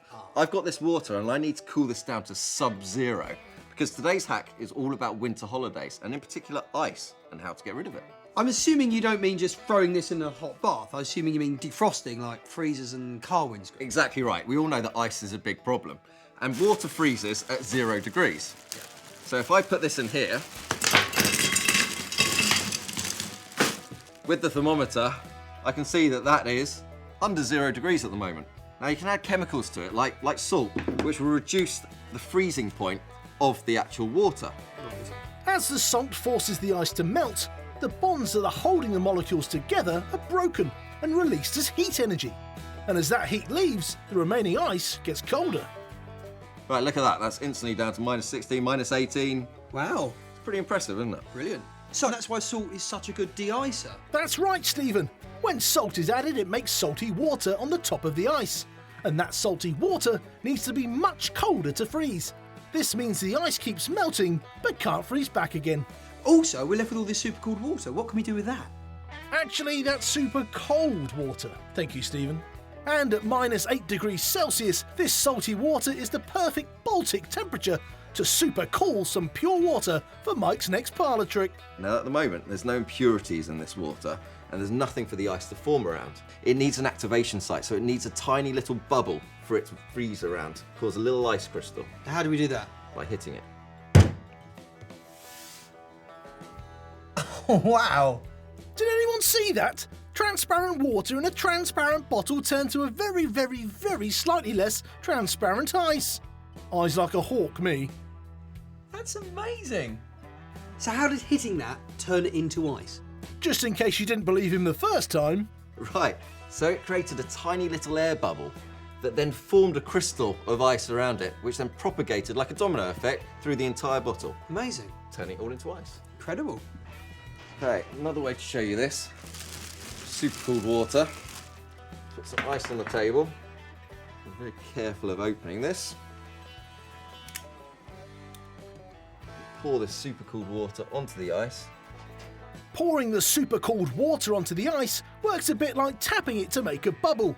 The ice cube creates a place for new ice crystals to grow, and they form super fast. They'll instantly turn back into ice. That's incredible. Okay, boys, enough fun and games. It's time to get to our epic winter holiday hack. So our winter holiday hack is going to be about removing ice using salt. No, we're going to go one better than salt. And for that, we need some serious firepower because we're going to be de-icing a car in seconds. Join us later for the epic hack, which definitely deserves the label epic. Wait and see. Things are about to get very heated. So far on our winter holidays episode, we've seen the quickest snow boot removal on Earth, the coolest ice removal on Earth, and the prettiest snow globes on Earth. But don't leave the planet just yet, because coming up, we have dogs on ice. Need I say more? Now, what's cuter than a husky puppy? A husky puppy that can entertain itself in the snow while you sit back and enjoy your favourite winter tipple, of course. Training this pup to pull the sled back up the hill was impressive, but let's see how easygoing he is when he's grown into a wolf-sized winter predator. I don't know how much fun dogs usually have in the snow, but this dog looks like it's having quite a lot of fun. Huskies actually have two different coats of fur, which actually make them very well adapted to cold conditions. Huskies also have lots of fat reserves in their skin, and that's great because fat is extremely energy dense. It holds a lot of energy. So by siphoning off energy very slowly from those reserves, they can keep their body temperature up and keep moving for ages and ages and ages. I've got about 7 coats and I still can't handle the cold.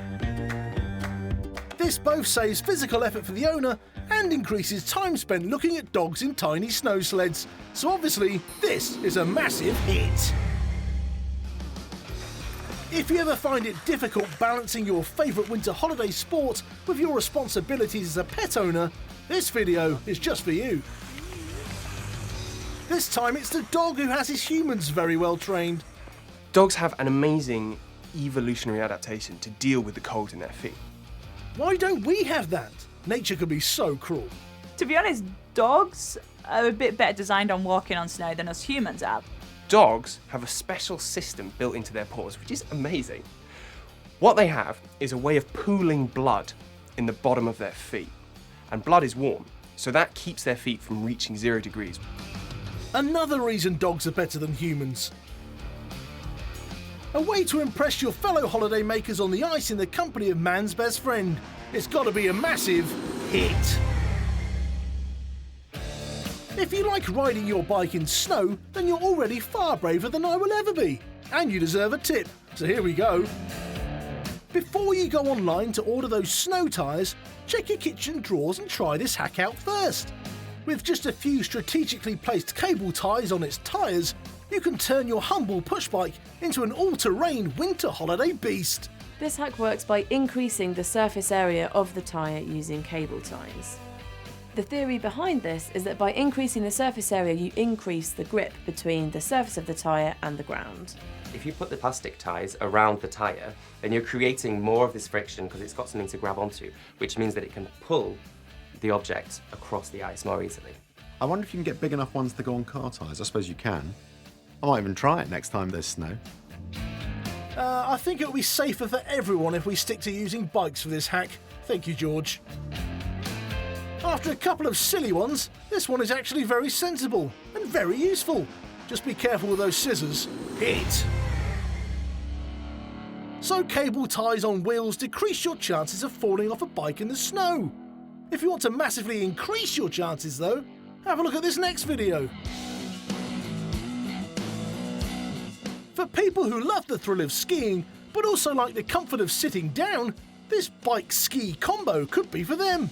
This would certainly make the commute to Santa's grotto more interesting. I really like this one because I'm a cyclist but not a skier. Like, he's not going to win any awards for speed, but it goes, doesn't it? This is ingenious. I've done the same thing with my car. I've glued a big tea tray to each of the tyres and it works just as well. Can someone check George's driver's licence, please? Quick!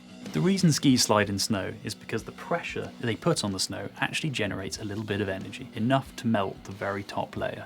What you end up with is the compacted icy layer below and a fine lubricating layer of water. This means the ski slides nicely over the top. Two of the most dangerous pastimes combining into one mode of winter holiday transport on the most hazardous terrain known to man? Yeah, alright then. A hit!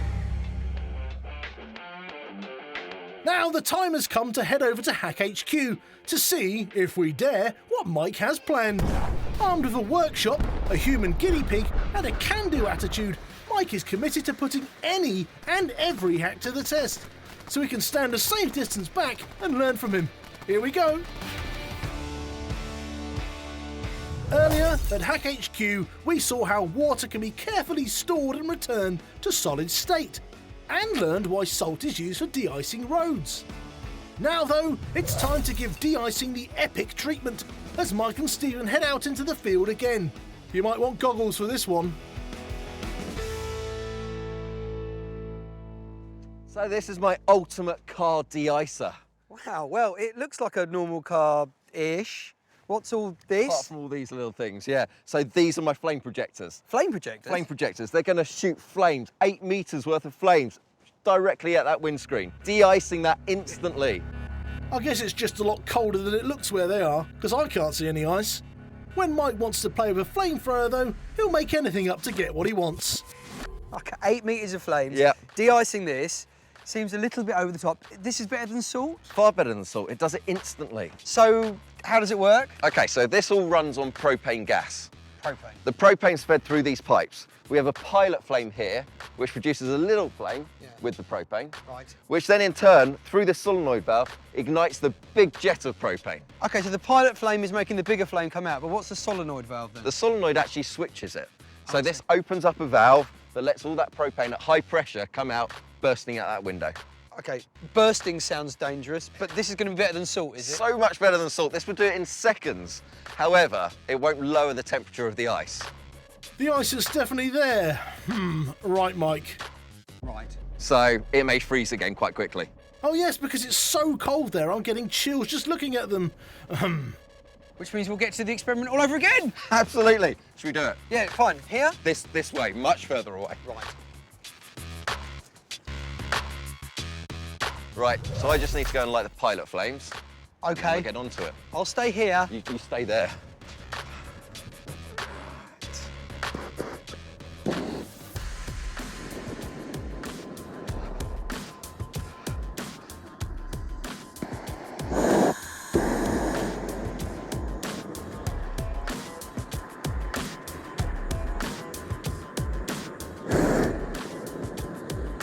Right, they're all lit. Okay. You ready for this? Instant de-icing. Well, let's get the car ready for the road. Right, 3, 2, 1.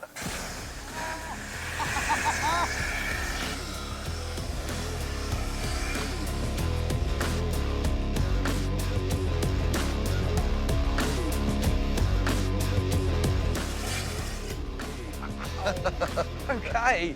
And it has. It's cleared the windscreen. It's cleared the windscreen completely in seconds. I'll be honest with you, I thought it was going to crack it. Well, me too, to be honest. And I tell you, if it was a couple of degrees lower, it could well have cracked it. That change in temperature with the heat going on the windscreen is exactly why you shouldn't pour hot water onto it. It can crack it instantly. Oh, okay. One time I'd have wished it was a little bit colder. Do you want to go? I'd love to have a go. I feel so much warmer myself. Oh, I mean, the windscreen wipers are on fire, but apart from that, it seems like a really good solution. I think you left the gas on. Right, should we go and turn that off? Right, let's just turn the pilots off. Now, you've got to admit, that was the ultimate in winter holidays hacks. It cleared the windscreen in seconds. I will admit, the windscreen is fine, and it's clear, and I thought it might have popped out. That might need to polish out slightly. Think that might affect the resale? I don't think anyone noticed that. No. So the key thing here is we've solved an age-old problem of clearing a windscreen in seconds. Why do it with ice or anything else? Just use flames. I'll admit, iced-up windscreens are a standard winter problem, and this is a fabulous winter holiday hack. But for me, Mike, in the future, I'll stick to de-icer. How boring. There you have it, an epic solution to a very boring problem. And that brings the icy shutters down on our winter holiday hacks episode. So wrap up warm and remember to join us next time for more amazing tips, science and hacks to get you through life.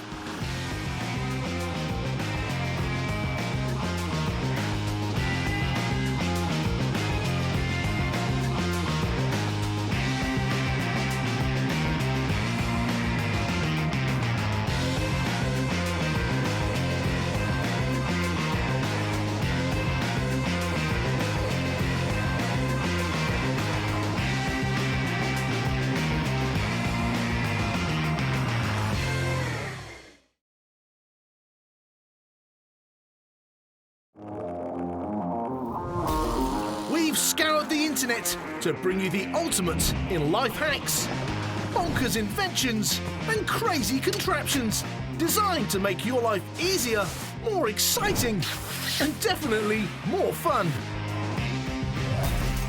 And we've summoned a team of experts with science brains and funny bones to explain everything. From the ridiculous to the sublime. And make sure you strap in for the grand finale at our very own Hack HQ, where we create and construct an epic stunt, our very own super-sized solutions to life's problems, big and small, with the help of Mike Sansom, pyrotechnician, chemist and engineer, and his human guinea pigs, Marcus Bronzy and Stephen Grant. For now, sit back, relax and put your feet up. Let us do the hard work so you don't have to. This is how hacks work. In this episode, we're reaching for our rucksacks and heading for adventure as we unearth some of the best survival tips the internet has to offer. There is a rule of 3, which is we can survive for 3 minutes without oxygen, 3 days without water, and 3 weeks without food. From starting fires to bow hunting, you'll be running around like Rambo, or at least thinking you look like Rambo in no time. And for our epic survival hack, Mike, with the help of human guinea pig Stephen, will be showing us how to turn up the heat on your next adventure. We've always got to put effort in to show how much it takes to start a fire, and this is much easier.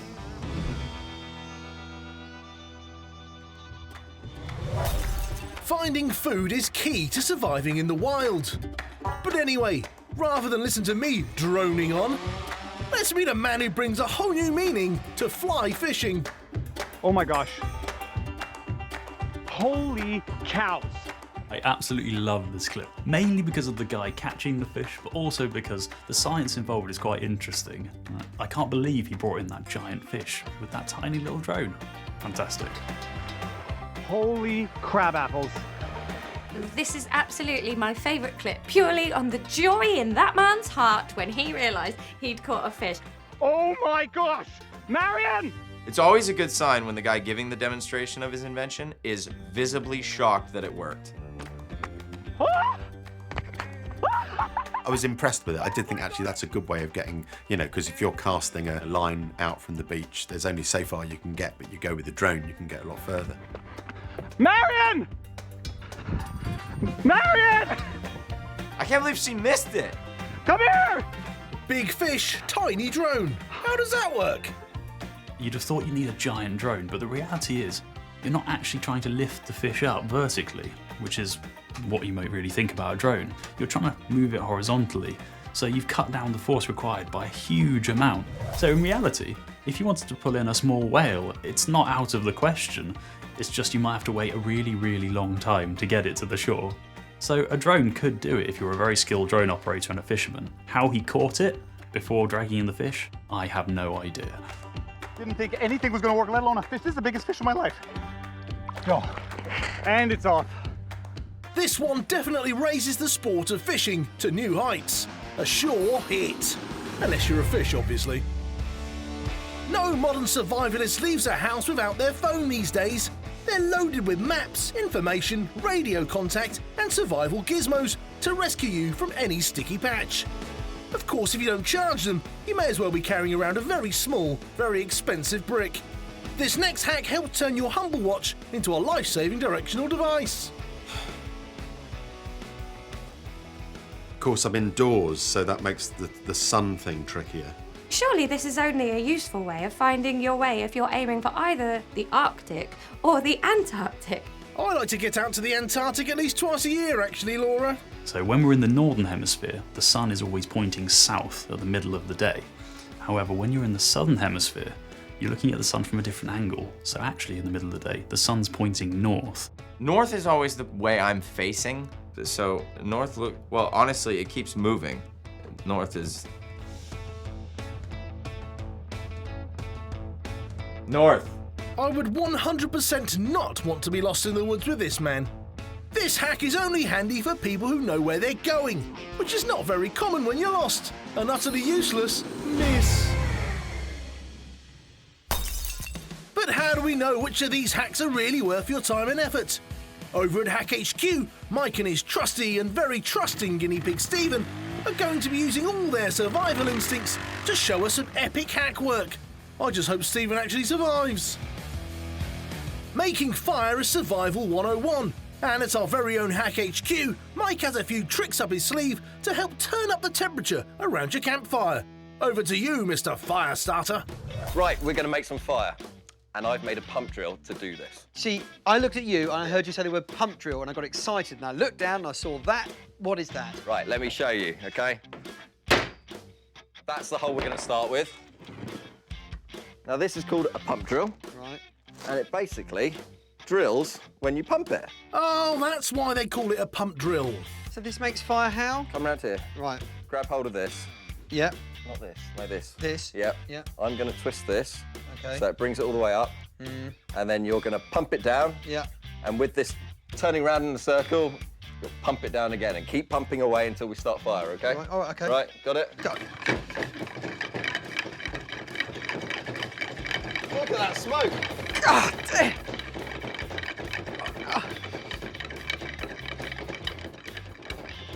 The only time I ever do this motion is with a coffee percolator, and I push it down once, and then I go and have a coffee. All right. Rambo really does have nothing on you, Stephen.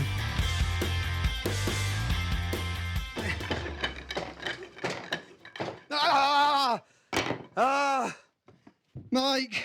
Yeah. Please make it stop. I think you just gave up too soon, to be honest. Anyway, I've got some much better things to show you, so... What, so we're not going to make fire anymore? No, we'll make fire, but I've got some much easier things. Easier? Oh, yeah. Now was the time... Look, come with me, I'll show you. Coming! We'll return to our very own Hack HQ cavemen later in the show. So far, we've shown you how to catch your lunch. Marion! And how not to get lost if it all goes south. North. But still to come, we've got a swinging rope hack and some hunger and a thirst busting hacks to send your way. Food, drink, rope. Honestly, what more do you need? Water. Pure, life-giving, crystal clear, heavenly water. Except when it's all dirty. Then it's horrible. But this hack will help you turn the filthiest water back into a life-saving tipple. And it's all thanks to evaporation.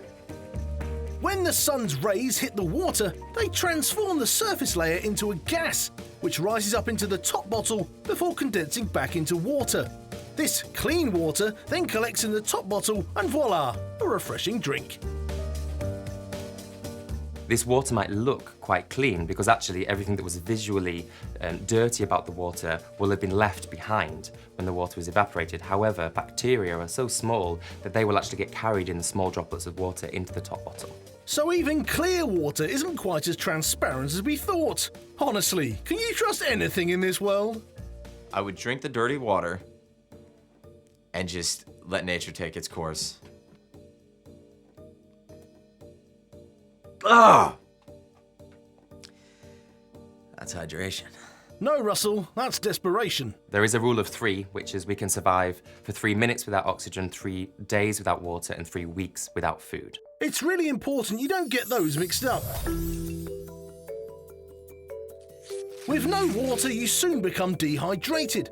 This can make you feel really tired, but that's not all. It can also give you a headache because your brain temporarily shrinks and physically pulls away from your skull. You also stop producing saliva, and this can give you really bad breath. With less water in your blood pressure drops, so your heart tries to boost it by pumping faster and faster. And, bringing up the rear, dehydration can cause toilet troubles, such as dark urine and even constipation. I'd 100% drink that water, yeah. I'm quite lax about water and stuff. I just assume it'll probably be all right, which is an error because I have irritable bowel syndrome. Yes, Laura, a huge error.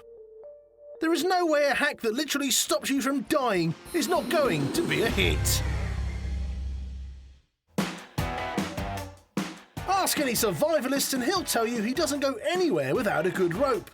But if you're in a rush for some rope, here's how to make one and save the planet at the same time. What are you going to do with that? You can't tie that in a knot. That's going to cut your fingers to ribbons. I don't know if this man has used rope before or is familiar with the concept of rope. This isn't rope.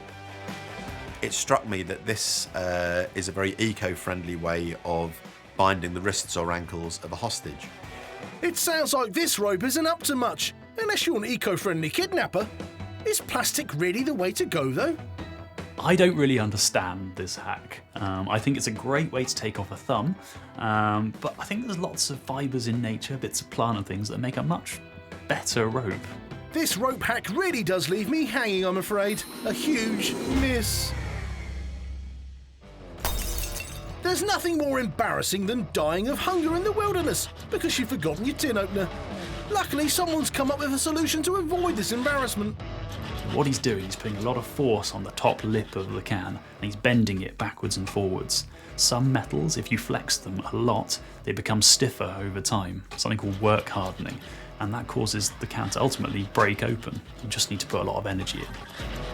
This one I think is a strong life hack. This is great. However, the noise of that can going back and forward on the rock. You could join in a German industrial band. You know? This makes great music. Yeah, it's fun. This can-do can hack proves as long as you've got a lot of time, you don't always need the right tools to get a job done. It's a hunger-busting hit! Eventually. Back at Hack HQ, the lads are still messing about with fire. Can someone just take those matches off them? So, have you got like a degree in fire? No, I'm a fully certified pyrotechnician. He is. I've seen the certificate. He carries it around everywhere. So, in the world of life hacks, fire is important, isn't it? You know, for warmth and kind of survival. And what's this? Everyone needs a big campfire, right? This is a big campfire. Yeah, and we've got a big way to ignite it. Of course you have, Mike. So down here, I've got some potassium permanganate. Because everyone has potassium permanganate when they're alone in the wilderness, don't they, Mike? And some glycerin. Oh, vegetable glycerin. Look at that then, vegetarian-friendly glycerin. No animals were harmed, No. unless they crawled into the fire, in which case they're going to be horribly incinerated. What's the water for? Right, potassium permanganate, it's a great survival chemical. So if I get a tiny, tiny few crystals of this and stick it into there. Oh, right. See that go pink? Yeah, I thought this is just going to be to setting a fire. You can do more than that. You can do set fire so with much it. more, yeah. Set fire to it. You can make safe drinking water. You go to a puddle, you put some puddled water into your drinking bottle, put some potassium permanganate in and... You first, Mike. Cheers. Safe to drink. We're not just drinking it because it's pink and we want to look impressive at parties. This No. is now safe because it's pink. Exactly. Everything is better when it's pink. What we're going to do is we're going to use this to start the fire. Back on safe territory, as much as we can use the word safe with you, to be brutally honest. Right, I'm going to dump all of this around the fire here. Look at that. There we go. And what's the glycerin doing right Well, now, the then? glycerin is the reducing agent. So this is acting as the fuel OK. for the potassium permanganate. I suggest we take a little step back. Really? You probably don't want to be downwind of it. If Mike says take a step back, I'd take about 10 steps back, Stephen. Now we've mixed the potassium permanganate and glycerin together, it then forms quite, look, see? Ah, see? Up until then, it'll just look like a crap, sticky Yeah, look toffee at that pudding. guy. Not sure what puddings you grew up on, Stephen. Wow. That's a pretty good way of starting a fire, right? Yeah. Pretty explosive way. I'm stepping back a bit more. That looks like lava. OK, that's actually really quite hot. It's really hot. That is really hot. I'm not sure, but I think that might be a bit hot. We've shown you the essential survival skills of not dehydrating to death, eating food for energy, and making a plastic rope out of a drinks bottle. But still to come, we've got some more survival tips, including one that's even more life and death than food or water. Yes, that's right, how to charge your phone in the wild. Before that though, here's one I know you've all been waiting for. How to make a cool bow and arrow. PVC, pretty vital contraption. A bow and arrow made out of PVC pipe. Perfect for hunting. Enough questions, let's get some answers. My immediate thought with this clip is weapons are cool. We'd like to point out here that George's views do not reflect those of How Hacks work, its production company or broadcaster. Now, PVC is a great material for making something that you want to be strong and flexible. PVC is quite rigid in its normal form, but also when you bend it, it really wants to spring back. It has an elastic restoring force. So essentially, perfect bow material. Honestly, here's the thing, I'm lazy, okay? So as far as I see with this, you get one of your dad's darts, put a little poison on the end, done. If you're that lazy, you could just get a takeaway, Russell. The force actually doesn't come from the bow and the arrow in itself in really any form. What's happening is you're just transferring energy from yourself into the arrow. So when you pull on the string on the bow, you're creating what we call potential energy. And once you've done that, the force is in the arrow and it can definitely go into an animal. This hack is right on target. Bullseye. Your phone running out of battery is about the worst thing that can happen to anyone. The second worst thing is surviving in the wild when that happens. Luckily, we have a survival tip especially for this. I don't think you could charge a phone with a potato, but you can get some electricity out. To make a potato charger, the first thing you need is a potato and 2 bits of metal, one made of aluminium, the other made of copper. Although it might not taste like it, potatoes are filled with a mild acid. The aluminium reacts with this acid, and this creates spare electrons in the nail, making it negatively charged. It also fills the potato with positive hydrogen ions. Now, the nail would much rather be neutral than negative. So, when you connect the copper and aluminium, the electrons travel along the wire to the copper, charging your phone in the process. Now the problem is, in a potato, you get very little flow of electricity, very small current. So you'll need up to 1,000 potatoes, maybe more, to get the current you need to get that phone going. It works, just so slowly, you'd be bored and your phone would probably be out of date. So when you do go on an expedition in the future, don't forget to take 1,000 potatoes. Or, you know, a portable phone charger. Did you know that you actually can use a potato to contact someone? I'll show you how. So, for example, if I wanted to... Paul's in the distance over there. Paul! In an emergency, this potato hack will let you send a text in about 3 hours. Not exactly cutting-edge technology. A miss, I'm afraid. Now, if you've ever set off on a wilderness adventure and somehow forgotten to pack a torch, lamp, or candle, but have remembered your trusty can of sardines, this hack will be catch of the day. This is a solution to the guy with the rock, by the way. Like, bro, if you know you're probably gonna get lost, I'm just saying, like... When you're burning something like an oil, generally speaking, you're burning a little layer of vapor on the top. And what you need is a temperature to get that vapor to ignite. It's known as the flash point. And with sunflower oil, which a lot of fishes are in, about 315 degrees Celsius. Easily lightable by just a lighter flame or something like that. This one is logical to me. It might not have occurred to you that it would do it, but what you're essentially doing is making the least terrifying Molotov cocktail you've ever seen. I've got my fish. You've got your torch, and it's really simple. You just like this, and then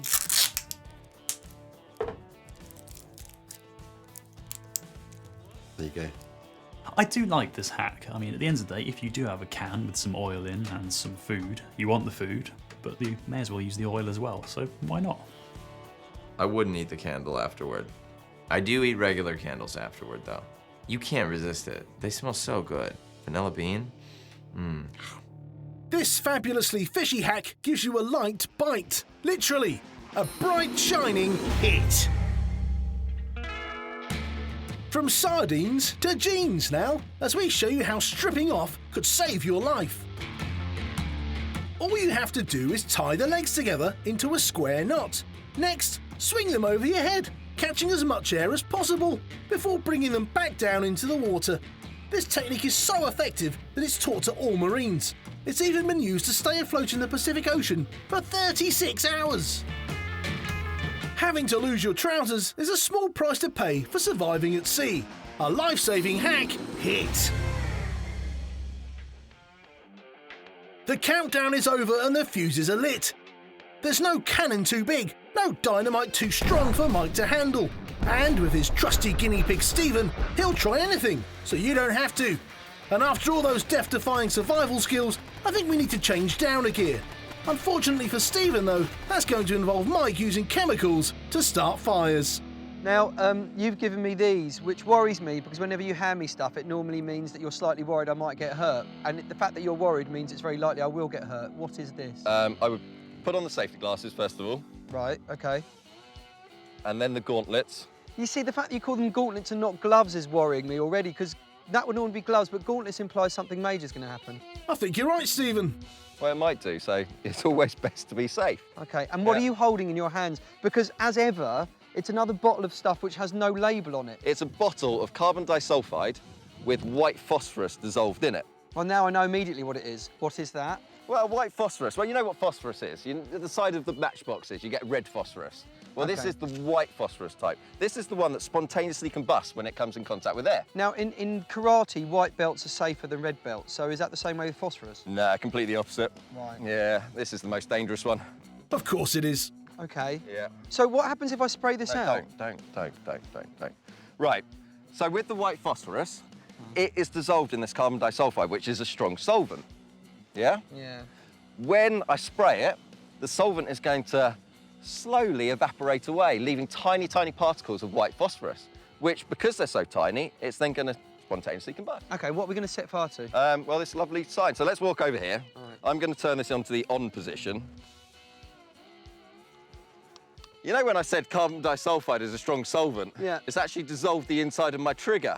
So I think the best thing to do is just pour it on. Pity you don't have a handy hack to make a new trigger, hey? So now it's a waiting game. We wait for that carbon disulfide to evaporate away. There we go. There we go, there's a little bit. That's pretty cool, right? No, it's brilliant. It was much easier than the pump drill. Yeah, no, I like that idea. Which does beg the question, why didn't we do that to start with? We've always got to put effort in to show how much it takes to start a fire, and this is much easier. Yep, or again, just use a lighter. Not quite as dangerous though, I suppose.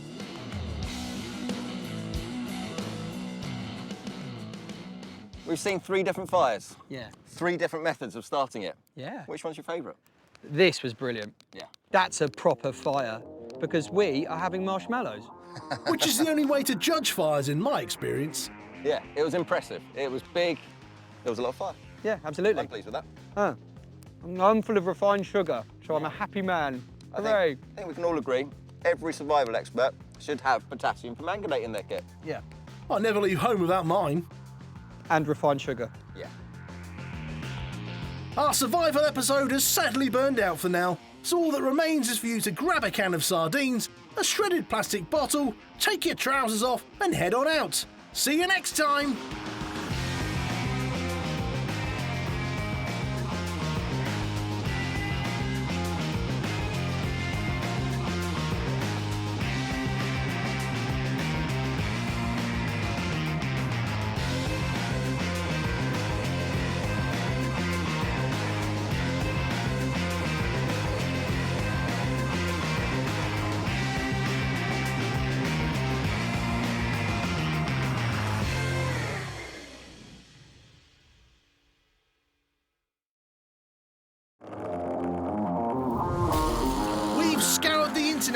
To bring you the ultimate in life hacks, bonkers inventions and crazy contraptions designed to make your life easier, more exciting and definitely more fun. And we've summoned a team of experts with science brains and funny bones to explain everything. From the ridiculous to the sublime. And make sure you strap in for the grand finale at our very own Hack HQ, where we create and construct an epic stunt, our very own super-sized solutions to life's problems, big and small, with the help of Mike Sansom, pyrotechnician, chemist and engineer, and his human guinea pigs, Marcus Bronzy and Stephen Grant. For now, sit back, relax and put your feet up. Let us do the hard work so you don't have to. This is how hacks work. This episode is all about parties, so get your best playlist on, dust off that Hawaiian shirt and put the drinks on ice, because we've got some of the most fun, fabulous and fantastic tips to help your party be the talk of the town. I've been known to go to parties, but I'm the sort of guy who generally hangs out in the kitchen next to the fridge. That's one way of staying cool. We all love a party, but the stress of throwing one can mount up. So we've put together a load of hacks to help you let your hair down in style. From show-stopping drinks to the coolest cups on earth. I'm not a fan of party decorations. I kind of think that the people and what they do are the decorations, which means they're kind of gross. And in our epic hack, we'll show you a quick-fire way to get rid of some unwanted after-party mess in an explosive instant. You know what? That was really loud. I think that's a great way to pop loads of balloons and also clear a party.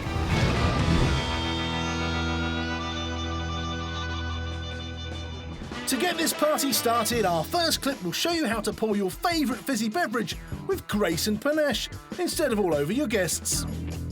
Bubbles in fizzy drink are carbon dioxide. This is gas that's been dissolved in that liquid at very high pressures.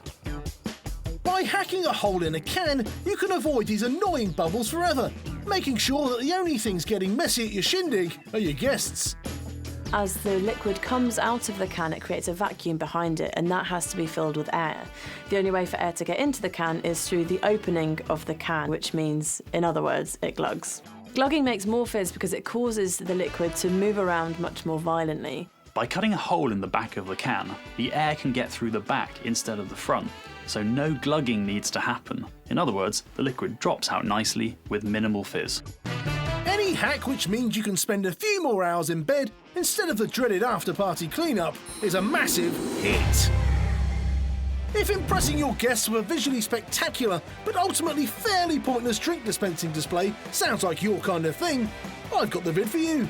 A Rube Goldberg machine is basically a contraption that massively overcomplicates a really simple task.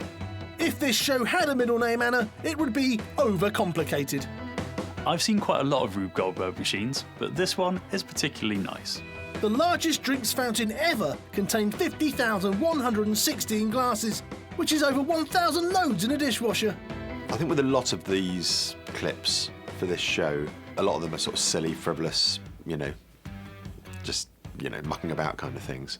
But then occasionally, one comes along that you watch and you think, wow, that has got a really practical application in everyday life.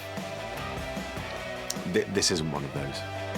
I agree with George for once. If you have this much time on your hands, you definitely need a hobby or a job.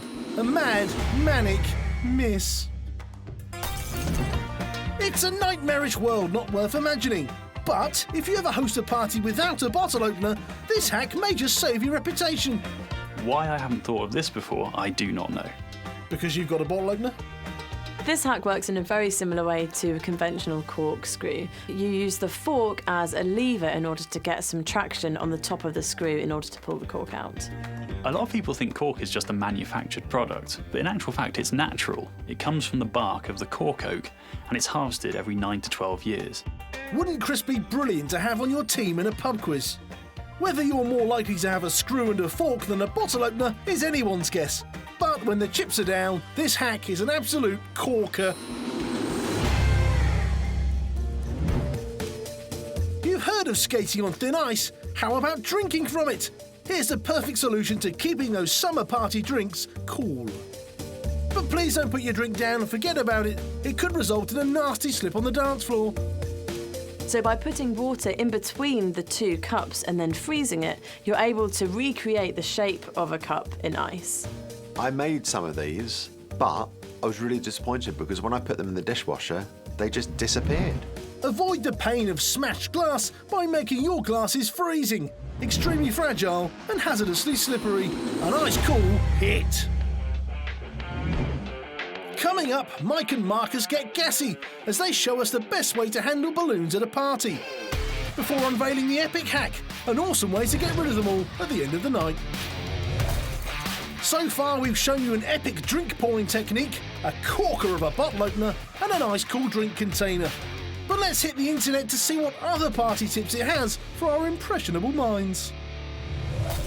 If ordering James Bond's favourite cocktail doesn't quite feel cool enough, here's a video which will definitely give you a licence to thrill. I introduce to you a wonderful hack about creating your garnish ice cubes. It's all about the speed at which you freeze things. You can basically freeze anything as long as you freeze it fast. And if you remember one catchphrase from this whole show, make it that one. This very easy martini hack will leave you shaken, stirred and freezing. A chilled hit. Every great party deserves a great lighting display. A high-speed ceiling fan? Cheap torches tied to it with a string? A dark room? Yeah, nothing's going to go wrong here. The difference between these different kinds of light is its wavelength, and that's the same in different colours of light as well. So a blue wavelength is shorter than a red wavelength. Light is the fastest thing in the universe. It travels at 300 million meters per second. If you were travelling at the same speed of light, time would literally stop for you.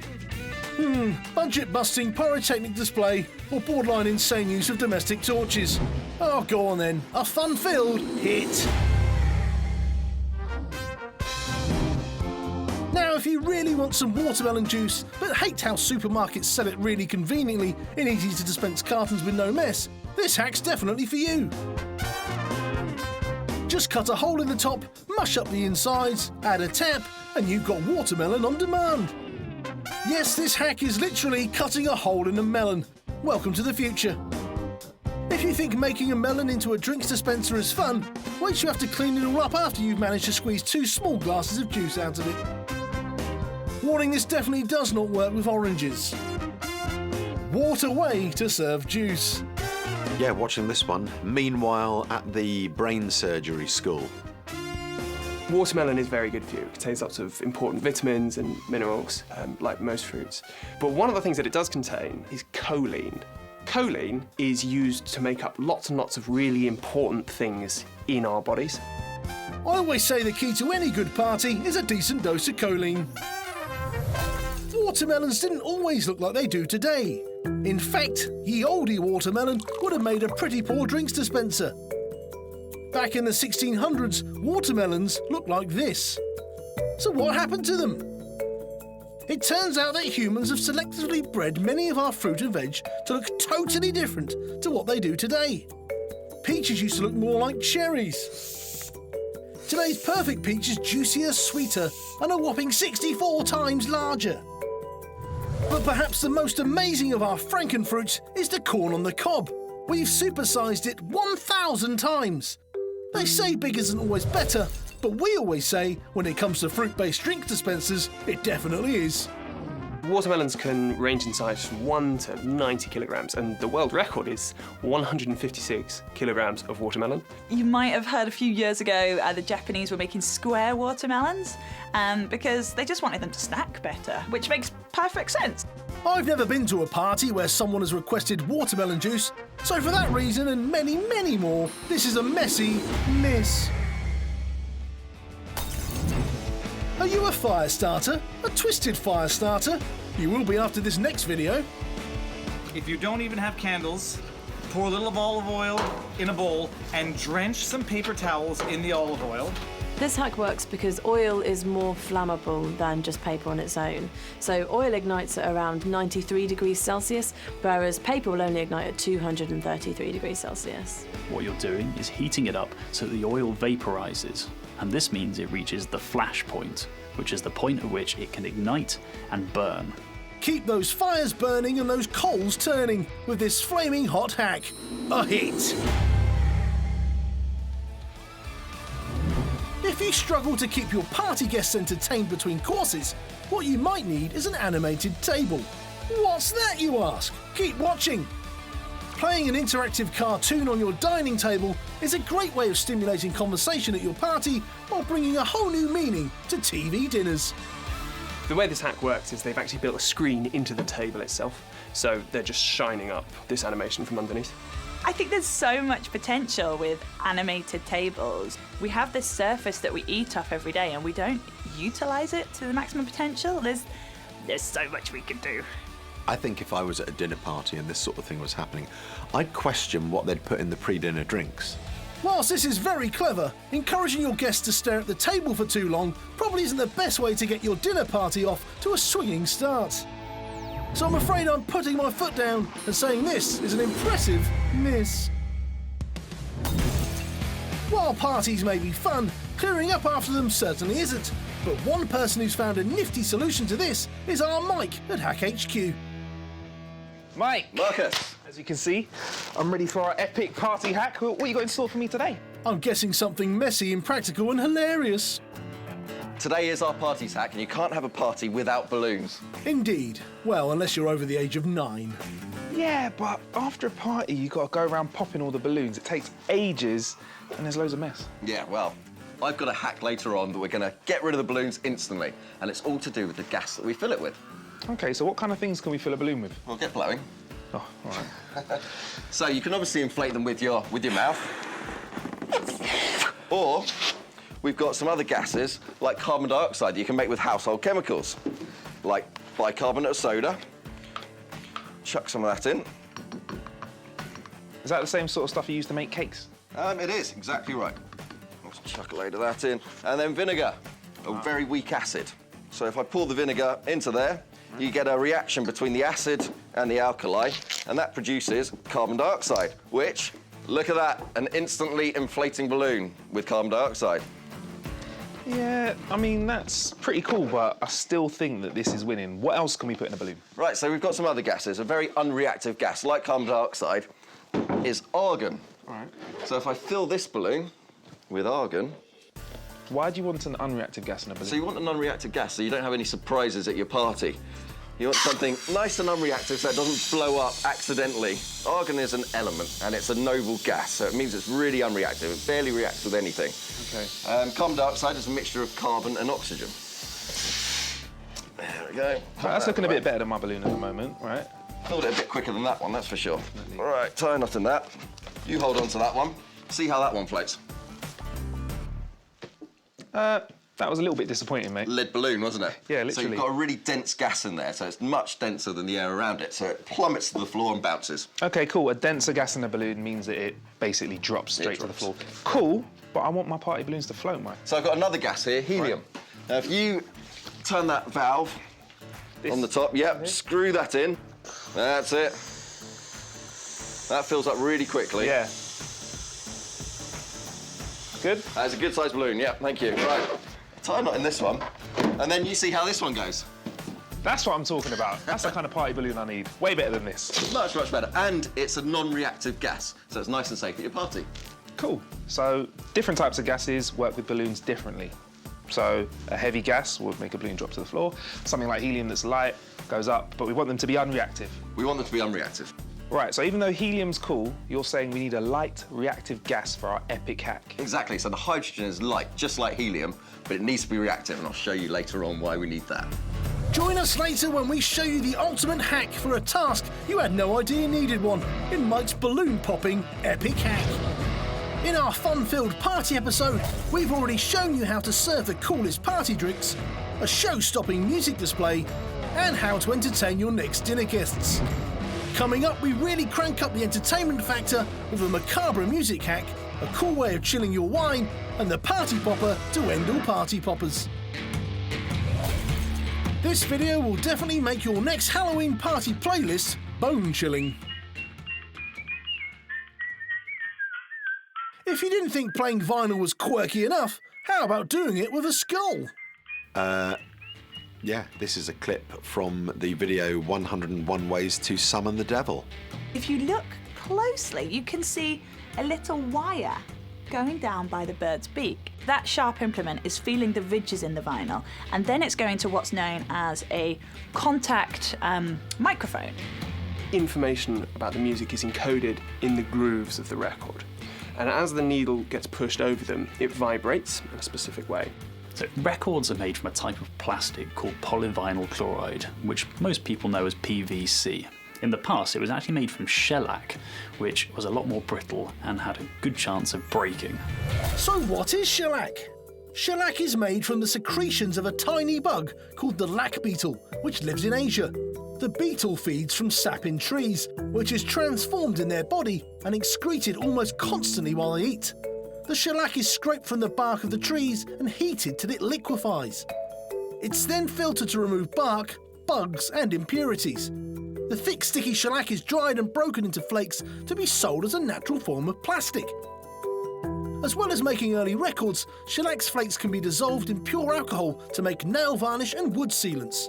So next time you're playing the Beatles, thank the Beatles. I shouldn't, but I'm going to say this record is a hit. The only thing more infuriating than no wine is warm wine. So here's a way to quickly get the temperature down on your favourite party tipple. I've done this and it does work really well. And I learned it years ago, and I always do it with newspaper. We've all been in that situation. You haven't cooled your wine or your vodka down with enough time. And so if you cool down your cloth, wrap it around, then that means that when you put it in the freezer, the cloth is going to conduct the coolness much better than the air. And so it's going to cool down your wine or your vodka that little bit faster.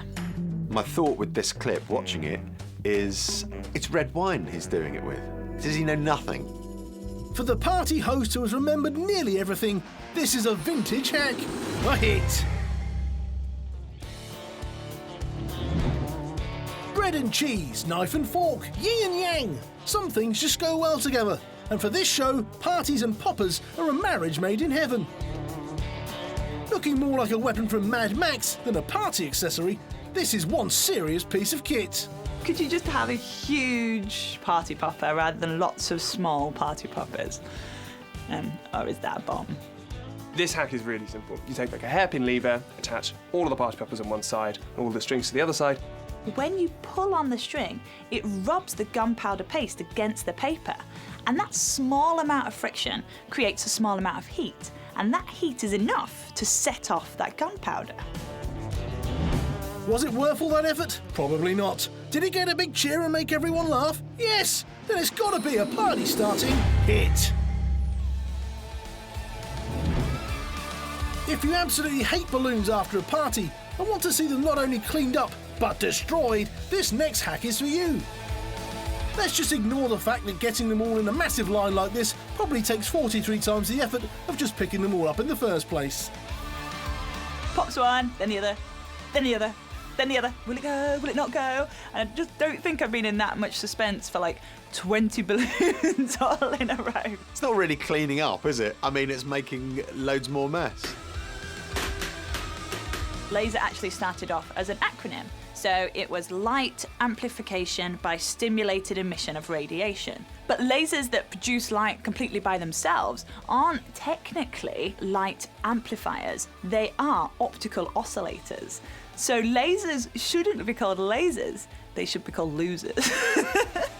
This looks more like a mass execution than a fun party hack. It has to be a miss. Over to Hack HQ. The countdown is over and the fuses are lit. There's no cannon too big, no dynamite too strong for Mike to handle. And with his trusty guinea pig Marcus, he'll try anything so that you don't have to.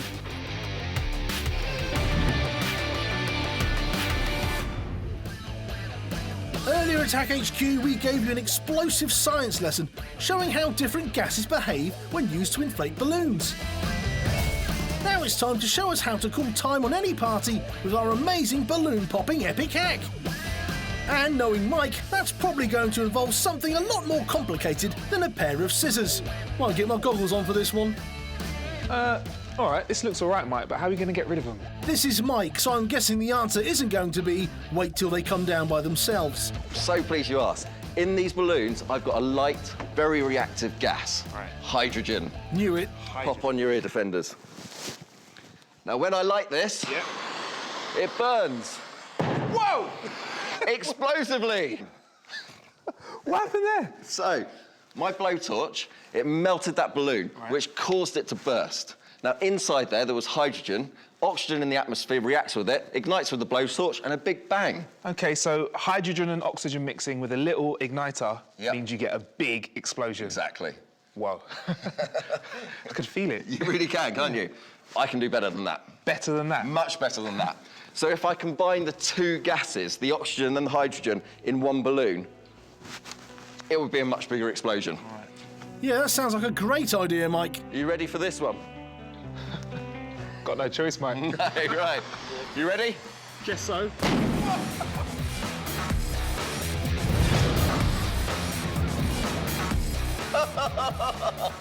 That was nuts! Seriously violent, isn't it? Rough childhood. What made that so much more violent? So that had the hydrogen and oxygen combined inside the balloon. So as soon as the energy from the blowtorch hit that, it exploded. Didn't need to mix with the atmosphere. So if you combine the gases first and give it the same little ignition, you get a much more violent explosion. Much more violent explosion. But of course, I can't do it to all of these. So these are just filled with hydrogen. Yeah, and that's pretty cool, but you still have to go around popping them one by one, though. Aha! I'm going to do away with this and pick up my electrical firing system. Now, you'll notice that each balloon has a little igniter on it. So that provides the energy, the heat to actually pop the balloon and set fire to the hydrogen. All I need to do is press the buttons and kaboom, they're all gone. All right. Should we do it? Yeah. Right, a bit further away, I think. Let's take a step back. And ear defenders on.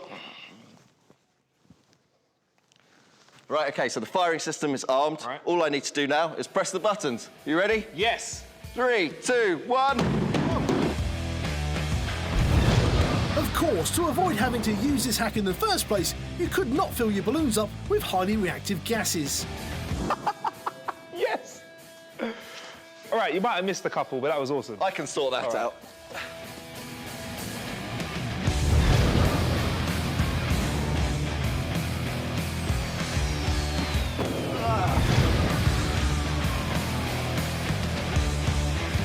other party stragglers. But yeah, so the firing system, it provided just enough energy to pop the balloons, set the hydrogen on fire, and clear them completely. Look, you know what? That was really loud. I think that's a great way to pop loads of balloons and also clear a party. Yeah, so all that's left now is sweeping up. Yeah. Leave you to that. What do you mean? Here's a broom. All right, cheers, Mike. Cleaning again, eh? Find your jacket, get your taxi booked, and order one for the road, because that's the end of our party episode. We hope you'll put to good use this arsenal of festive hacks. We'll see you next time. Party on!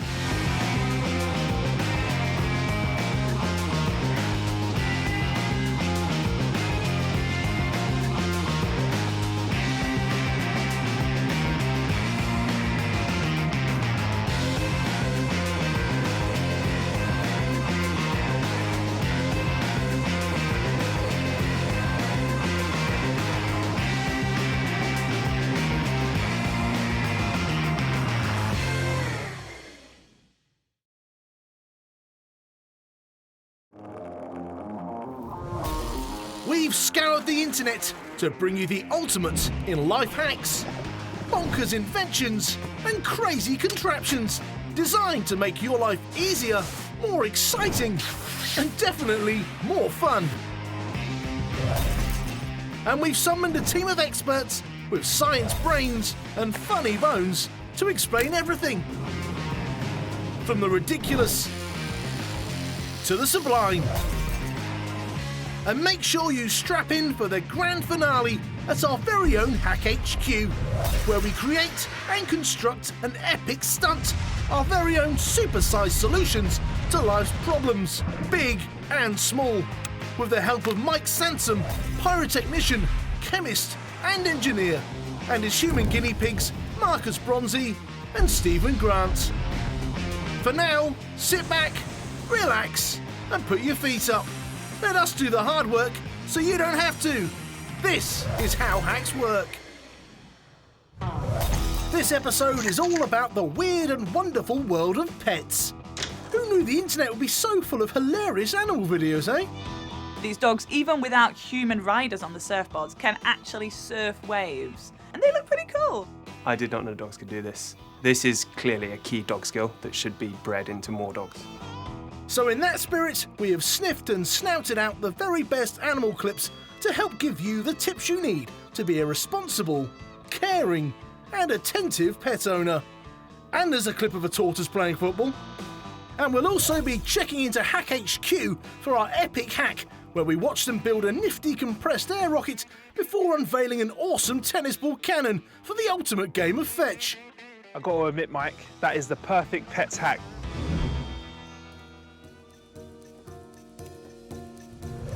Who's a clever boy then? Well, this African grey parrot for starters. Displaying more dexterity in his beak than most of us have in our hands, this brainy bird makes short work of a series of locks that are keeping him from a tasty treat. Parrots, they've conquered the power of speech and now they can pick locks. Anyone else scared? I'd love to be able to pick locks. That would be so cool. And I'd like to be a parrot as well. Birds are really, really intelligent, much more intelligent than we give them credit for. In fact, crows and ravens are as intelligent as small monkeys. As with any pet, training your parrot is best done through positive reinforcement. In other words, treats. But just what is our master parrot dealing with when he opens a lock, and how difficult is it for those feathered felons to break into one? Every key is different, but why? How do they all open different locks? Inside a lock there are lots of pins that are all different lengths. To open it, you need to line them up and, surprise, surprise, the ridges on the key match up perfectly. And voila, your lock is open. This is why pirates keep their treasure in opaque, heavy chests. Because if they're in transparent ones like that, the parrots can just get in and get their treasure out. Another amazing fact from George. A lock-picking parrot is going to be a hit every day of the week. This is one bird you want on your side in a tight spot.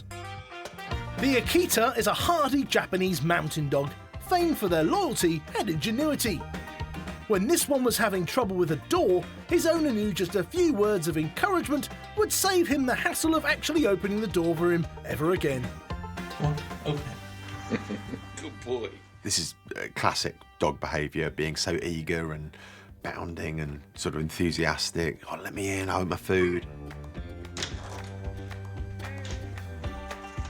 I think if my cat was involved in this situation, he'd just be sat outside inspecting his claws. And then when you do eventually open the door, he'd look up and say, what sort of time do you call this? This clever doggy proves just how good some domestic animals are at gaining access to residential buildings. So nothing to worry about at all there then. A hit! From getting into a home to making yourself feel at home. That dog may be a master at getting into a house, but our next pet takes things one step further. This owner became suspicious when he thought someone wasn't flushing the toilets after use, so he set up a camera. It revealed that this clever kitty has abandoned its litter tray and decided whatever humans can do, felines can do better. Cats are extremely fussy about where they go to the toilet, and that stems from a natural adaptation that they have. They want to make sure that other cats don't find their poo, because they use their poo to mark out their territory. I mean, I think a lot of people would watch this clip and think, what a great cat. But I'm thinking, it's really badly behaved. I mean, it hasn't washed its hands, paws. It hasn't done the flush. It's like a teenager. This clever puss is just one step away from being better bathroom trained than 50% of humans on the planet. It's definitely a hit from me. We've already found out that parrots can help with picking locks. But looking after the sick and the needy? Well, that's a job for man's best friend. When the owner sneezed, thank you, Rox. The dog took that noise as being a signal for like, I've sneezed, I need a tissue. Now that is some clever training. If I had a cold, was feeling a bit under the weather, there was nothing I would want more than a bit of tissue that was kind of covered in dog saliva. He always has to ruin it, doesn't he? Playing fetch with a stick is one thing, but safely delivering a thin paper tissue to your snotty owner on command and using just your teeth can only be a hit. Coming up, at Hack HQ, Mike shows us how to make a compressed air rocket before putting that knowledge to very dog-friendly use in our epic hack finale. You don't want to miss it. You've already seen a lock-picking parrot, a toilet-trained tabby, and a dog that knows how to handle a door. Now get ready to be really wowed as we head back into the astounding world of extremely clever pets. Our next pet has discovered the answer to the perfect snooze pod in any household.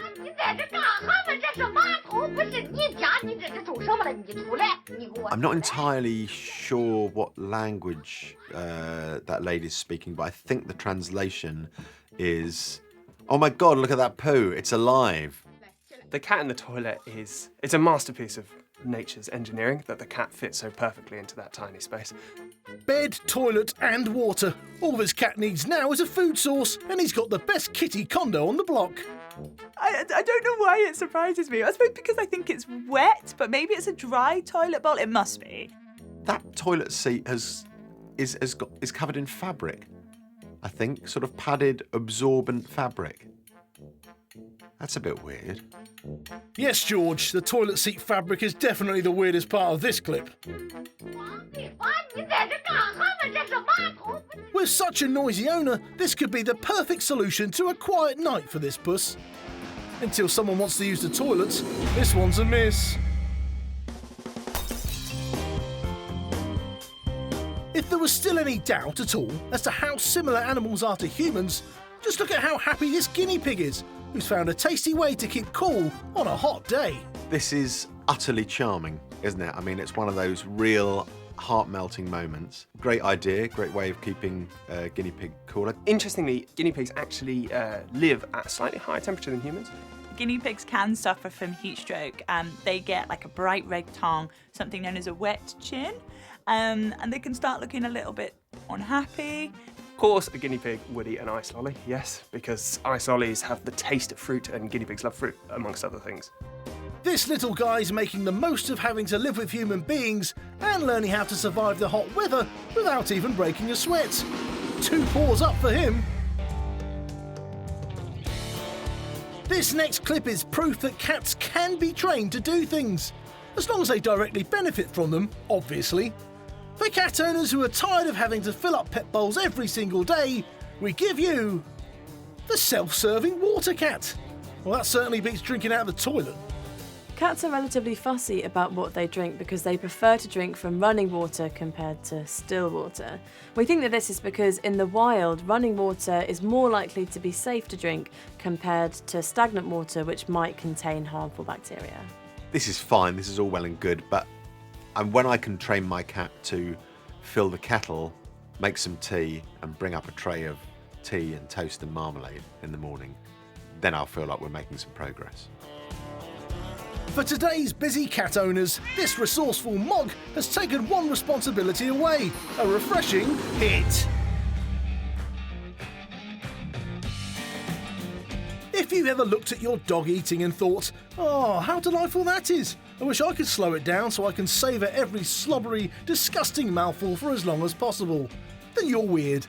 But also, you'll be interested in this next video. For this hack you need a softball, a puzzle feeder, and a cupcake tray, which you absolutely 100% should never use again. Ugh. I think that I need some of these tricks, especially with popcorn. You don't actually want your dog eating as fast as it possibly can because it can end up bloating their stomach, and in severe cases it actually gives them a condition called canine bloat, and it's actually fatal, and pretty quickly as well. Funnily enough, I use this method at dinner parties because I often worry about people bolting their food too fast and not enjoying the company. This hack may well slow down your dog's dinner, but it also means you have to sacrifice a softball and a cake tray. And who'd want to do that? A miss. Now, if your dog is nice and full after that controlled eating, you might want to give them a bit of exercise. Over at Hack HQ, they're going to show us how to harness the power of air to launch objects long distances and put your pooch's paws through the paces. You all right, Mike? You all right? Dog's outside, ready for a game of fetch. Excellent. I don't think that's going to cut it. What? This is one of the best throwing devices known to man. It's pretty impressive, but today is our pets hack, and we're going to take this ball and we're going to throw it further than it's ever been before in our special-made ball thrower. How are we going to do that? So we're going to use the power of air and we're going to harness that energy to throw that ball. So you're going to use the power of air to beat this? It certainly will, yeah. Prove it then. Prove it, right. Well, we're going to send this rocket with water and air pressure right into the sky. Let's go. All right.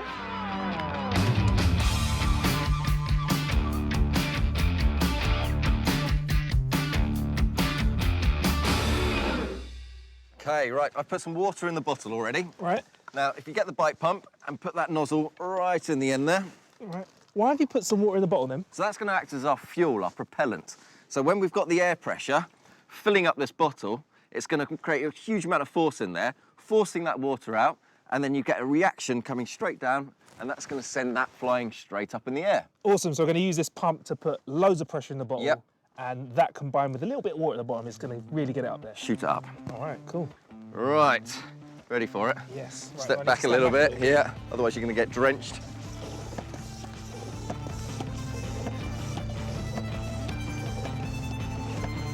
Really building up. Oh yeah.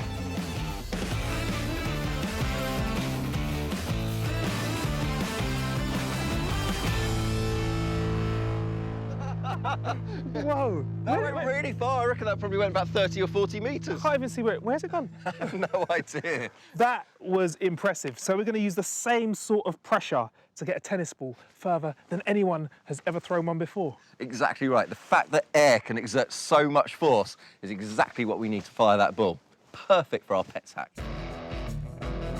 Join us later at Hack HQ, where we'll be putting a super-sized ball launcher to the test. We've seen a curious catnap, a roasting rodent licking a lolly, and some clever ways of controlling your dog's eating habits. Don't go anywhere though. Well, maybe you could fetch yourself a quick bone, because coming up, we've got even more captivating canines, and even a tortoise that's not a turtle disaster on the football pitch. Now, if you can't be bothered to feed your dog, but you can be bothered to attach its food to a microdrone, this next video will be to your liking. This is a great clip. I'm just so disappointed that the dog didn't eat the biscuit and then the string and then the drone as well. That would have been much more entertaining, really. We get it, feeding dogs can get boring, so why not make feeding time into a very, very low budget action film by enlisting the help of a drone? Drones can be incredibly noisy things, so the fact that this dog is actually completely unafraid is pretty miraculous.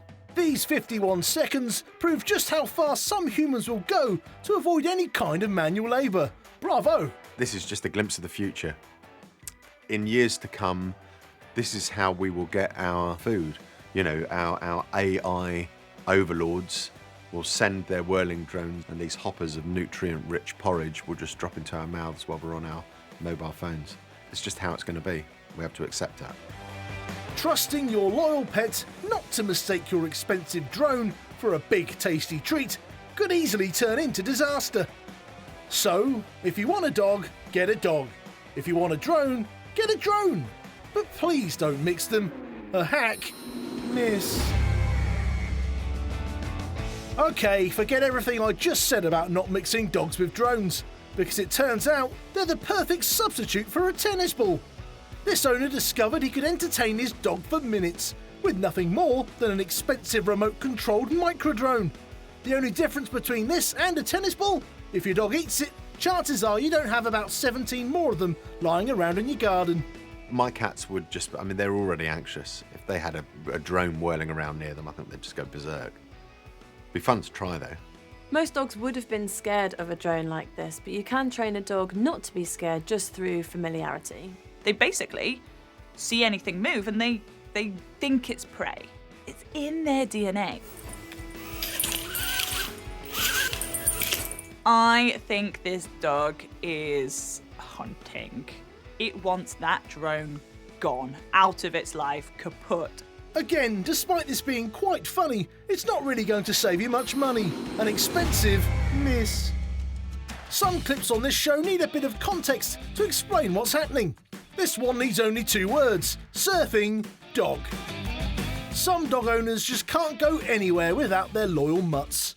So for the discerning surfer who doesn't want to ditch their best furry friend on dry land, this hack turns him into a real-life beach boy. Or should that be beach good boy, good boy. This 4-legged surfer is more gnarly than snarly as he rides the waves, like a cool canine.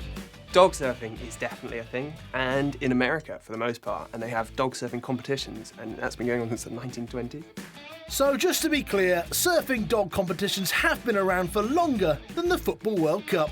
These dogs, even without human riders on the surfboards, can actually surf waves.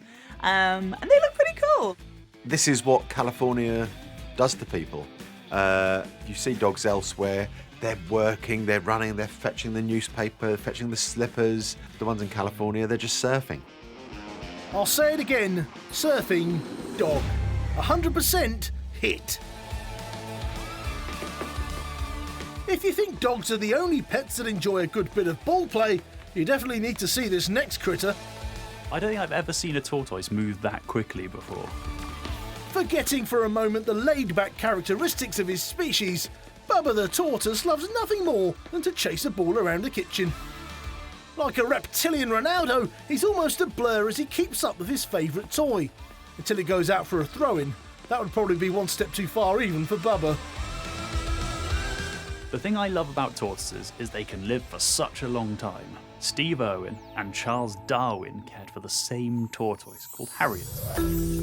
Us humans have our skeletons on the inside, but animals like crabs have them on the outside. Then you have the tortoise. It's got both, and what's more, they're joined together as one skeleton. The tough bony shell has an outer layer of mini shields. It's made from the same stuff as your fingernails.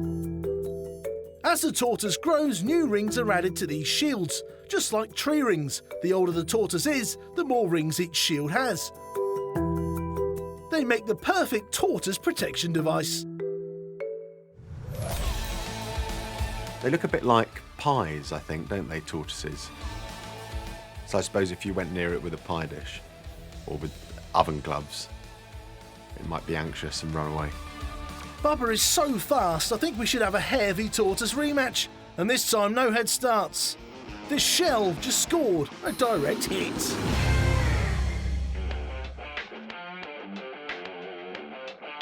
Over to Hack HQ.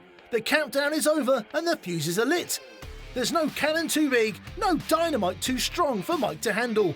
And with his trusted guinea pig Marcus, he'll try anything so that you don't have to.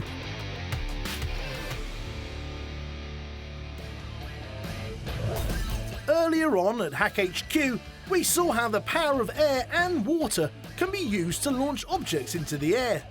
Now we're back to put those skills to even more epic use, as the lads demonstrate how to substitute your arms for an air-powered tennis ball launcher and never get worn out by your dog again.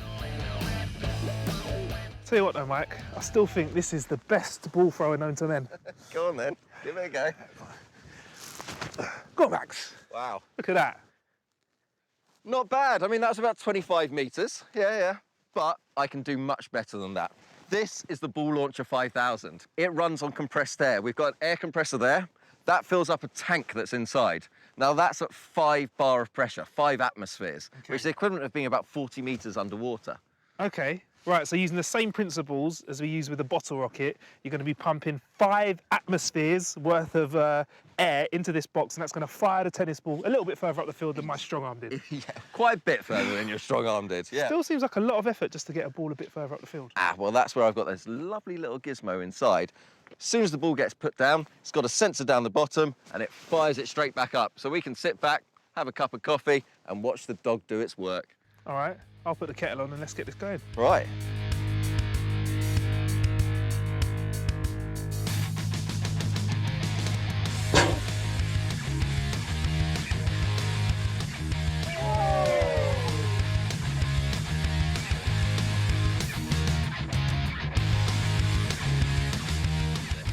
Okay, all right, fair enough. That was impressive. That was actually really impressive. It was impressive, but there's more in it.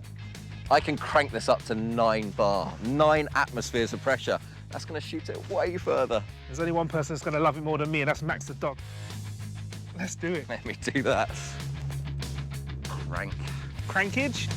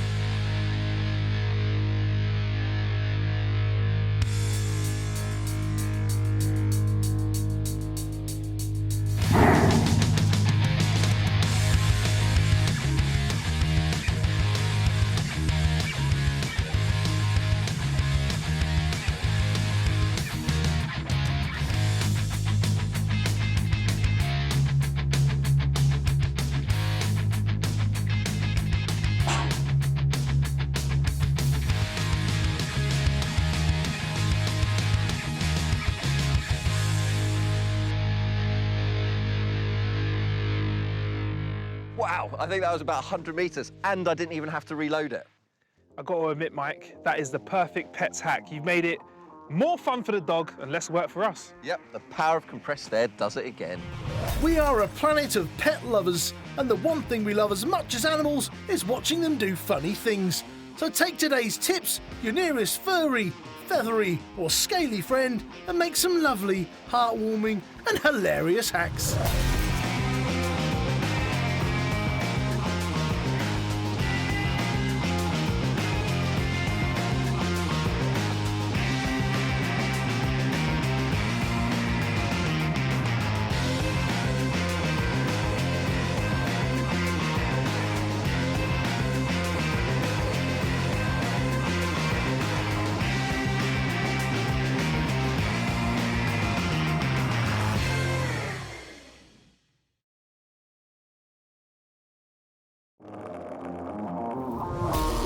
We've scoured the internet to bring you the ultimate in life hacks, bonkers inventions, and crazy contraptions designed to make your life easier, more exciting, and definitely more fun.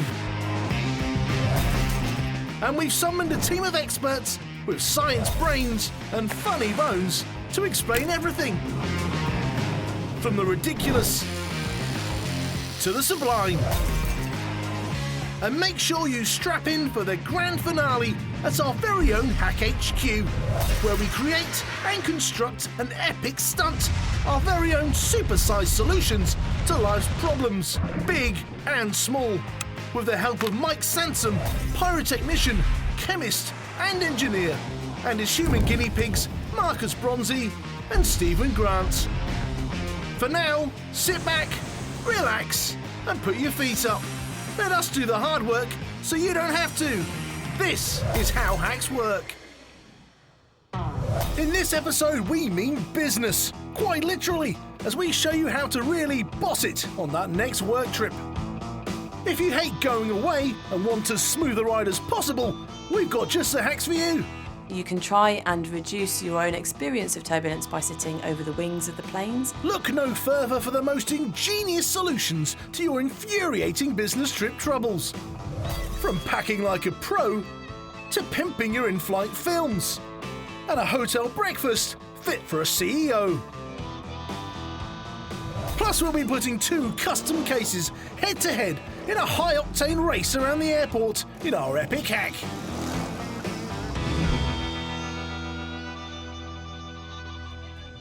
The secret to every great business trip is a well-packed suitcase. Not sure what philosopher said that, but I agree. Here's our first top tip. Ever since the Great Migration event of Homo erectus 2 million years ago, humans have struggled with how best to pack their stuff. This hack solves that ancient problem. It's all about the roll, a bit like clothing sushi. I'm someone that's really, really bad at packing. I always bring too much stuff and it never fits in my suitcase, so next time I go away I'm going to be trying those folding techniques, definitely. While it's practical, it feels like it takes an awful long time. So I imagine the person, if they're maybe going away for a week's holiday and they're leaving on Saturday, they'll have to start packing on Wednesday. You can never be too meticulous with packing though, George. You've got 2 ways of packing. You can stuff it in or you can roll it up. The problem with stuffing it in, you're likely to get a lot of creases in your clothes. But if you roll it, you minimise the creases and you reduce the amount of air that's trapped in the clothes. Overall, you can fit more stuff in. Roll up, it's the first hack of the show, and it's a hit. You've made it onto the plane with your brilliantly packed bags, but there's no in-flight entertainment. Don't worry, we've got a hack that means you won't have to resort to reading. Voila! A budget hands-free entertainment centre that you haven't had to mortgage your house to afford. I guess, you know, the fact that his phone is inside this plastic bag means that he's not going to spill coffee on it. It's hands-free entertainment. So yeah, I mean, I guess it's a reasonable hack, but I'm slightly worried about his toiletries. Still, if it's a choice between hygiene and entertainment... I've done that thing where I hold the phone for the whole journey. I've got off a plane before and literally haven't been able to move my arm. It's kind of locked in that position. So something that does support it in front of you is a good idea. So with this hack, even turbulence won't disturb your latest TV binge. Well, air turbulence is caused by variations in air density as the plane flies through the air. Aeroplanes travel on wind flow. Most of the time, luckily for us, it's smooth, making for an easy flight. Until you hit choppy air and feel the all-too-familiar bumps of turbulence as the plane is buffeted around. This can be due to physical obstructions, like mountains. As the air flows over the top and travels down the other side, it creates waves in the air. Turbulence in the air can also be created by storms. The rapidly changing air currents can lead to a very bumpy ride. Changes in temperature and air density can also be responsible as you move from land to sea, or hit a different temperature air mass.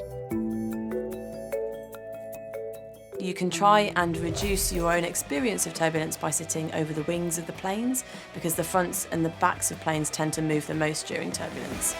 Just make sure you book a window seat so you can see those wings that are preventing you from plummeting thousands of feet to the ground. You'll never have to read that awful in-flight magazine again with this boredom-busting entertainment hack, a high-flying hit.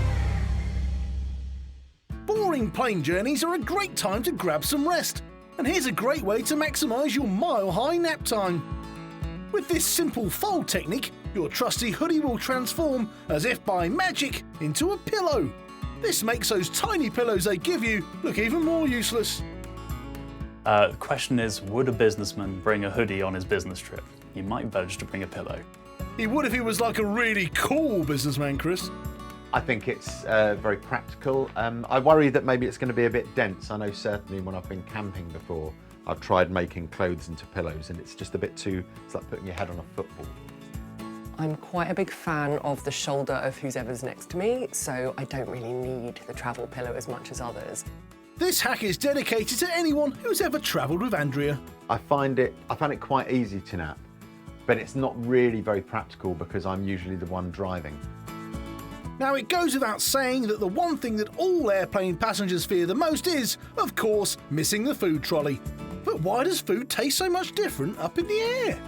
When you're on a plane, you might notice your food tastes exceptionally bland, and this is due to a huge range of factors. The biggest one being it's really dry on an aeroplane. It's actually drier than most deserts, and that affects how we taste things. Eat, hoodie, sleep, repeat. A perfect comfy hack hit! But how do we know which of these hacks are really worth your time and effort? Coming up, over at Hack HQ, with the help of Mike's human guinea pig Stephen, we'll show you how to get through check-in at record time as we put 2 super hacked suitcases to the test in a race like no other. So far, we've shown you how to get ahead with packing and a great way to stay switched on in the skies. Stick with us though as we consult the internet for a blue sky ideas session of hacks to keep you on top of the work food chain. First impressions in business are everything. This shirt ironing hack will make sure yours won't be memorable for the wrong reasons. So how does this housework hack work? The reason creases form in clothes is down to the tiny strand-like molecules called polymers that make up the fabric. When these are all bent up, they tend to stick together, and when that happens, you get creases forming. With this hack, the person has put their shirt in the shower, and that's then heating the material again and getting it wet again. And so that allows the fibres to then relax, the bonds then break, and then reform because the material is hanging. They reform in the new flat position. Some wrinkle-free fabrics have been specially designed to stop water getting between the little polymers, which means they won't crease nearly as easily. For the travelling multitaskers amongst you, this shower time hack will decrease as you degrease for that next business meeting.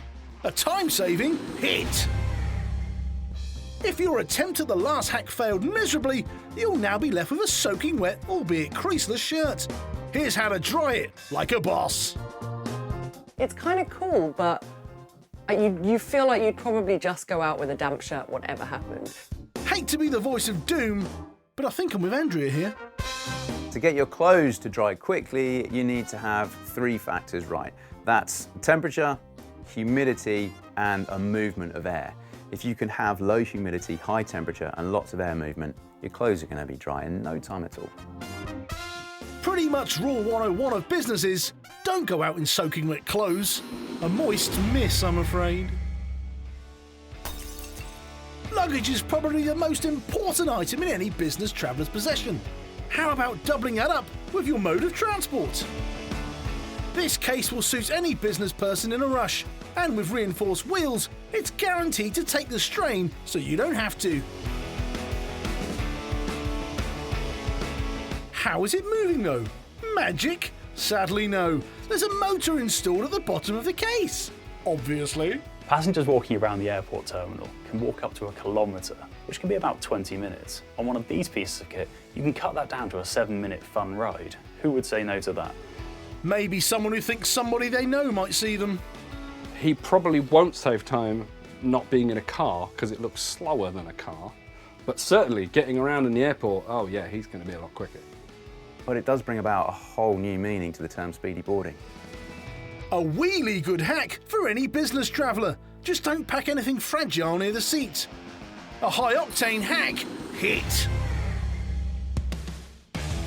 We're pressing the pedal to the metal now at Hack HQ as Mike and Stephen put the Formula 1 into our business trip epic hack.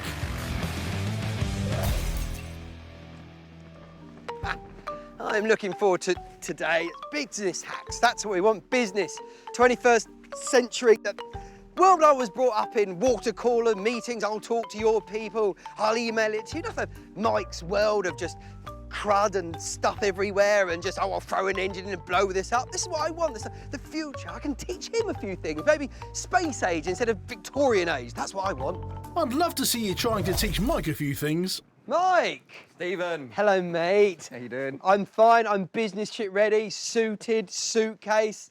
Where are we off to? What did you think we were doing? Well, I thought we were on a jolly. Jolly? Have you ever been on a business trip, Stephen? This is our business hack, right? Yes. And I thought, business trips. How do you make your life easier on a business trip, going through an airport? Oh dear. And I'm looking at these two now and I've suddenly realised these aren't normal suitcases, are they, Mike? Of course not. Why would they be? Not at all. So what I've done here, I've got one for you. Right. And one for me. Okay. Yeah. Yours looks a little bigger. I'm saying nothing. A little bit. So mine has got a 125cc petrol engine. Every engine has a cylinder, and its volume is measured in cubic centimetres. That's what cc stands for. The bigger the cylinder volume, the more fuel the engine can burn and the more power it can produce. Right, okay. Brilliant. Yours, on the other hand, is based on an electric mobility scooter. Mobility scooters don't run on petrol like Mike's. They use electricity from a battery which powers a motor and turns the wheels. Right, okay. Well, look, you know, I know what you like. You like putting together your hacks. I'm not sure what I'm going to be doing with that. And there's a coffee cup holder and a parasol. Why? Well, a coffee cup holder in case you need to grab a coffee in the airport. When would I ever do that? When you want a coffee, Stephen? And the parasol because of your, you know, pale complexion. Yeah, but the only reason I've got a pale complexion is every time I see you, the blood runs out my face in fear of what we're about to do. I mean, look, OK, fine, this looks silly. What am I going to do, carry it around everywhere with me? No. Come with me. Coming up, a real-life Mario Kart on suitcases. And if you don't want to stick around for that, then why are you even on this planet? We've seen a smart way to dress sharp and a tumble dryer hack that left us in a bit of a spin. Still to come, top tips for lost keys. And a cooking masterclass in a humble hotel room hack. If you like winding down with a wine, you may be caught off guard with every travelling worker's nightmare, the wine stain that cannot be removed. This hack is your salvation. This is a classic. This is a real classic. I like this one because it works. Normally a good sign in a hack. To be honest, I think putting white wine on a red wine stain is just a big waste of wine. A business person with 2 bottles of wine open at the same time? Bet they don't get much done.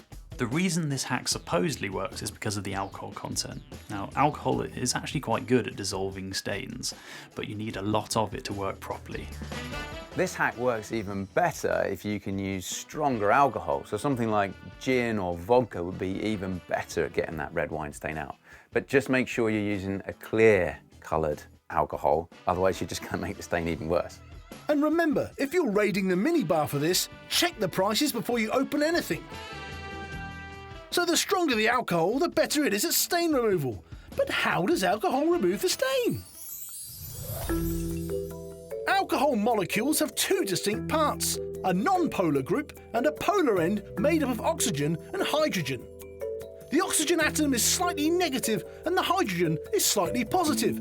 This is because the oxygen nucleus attracts the electrons far more than hydrogen.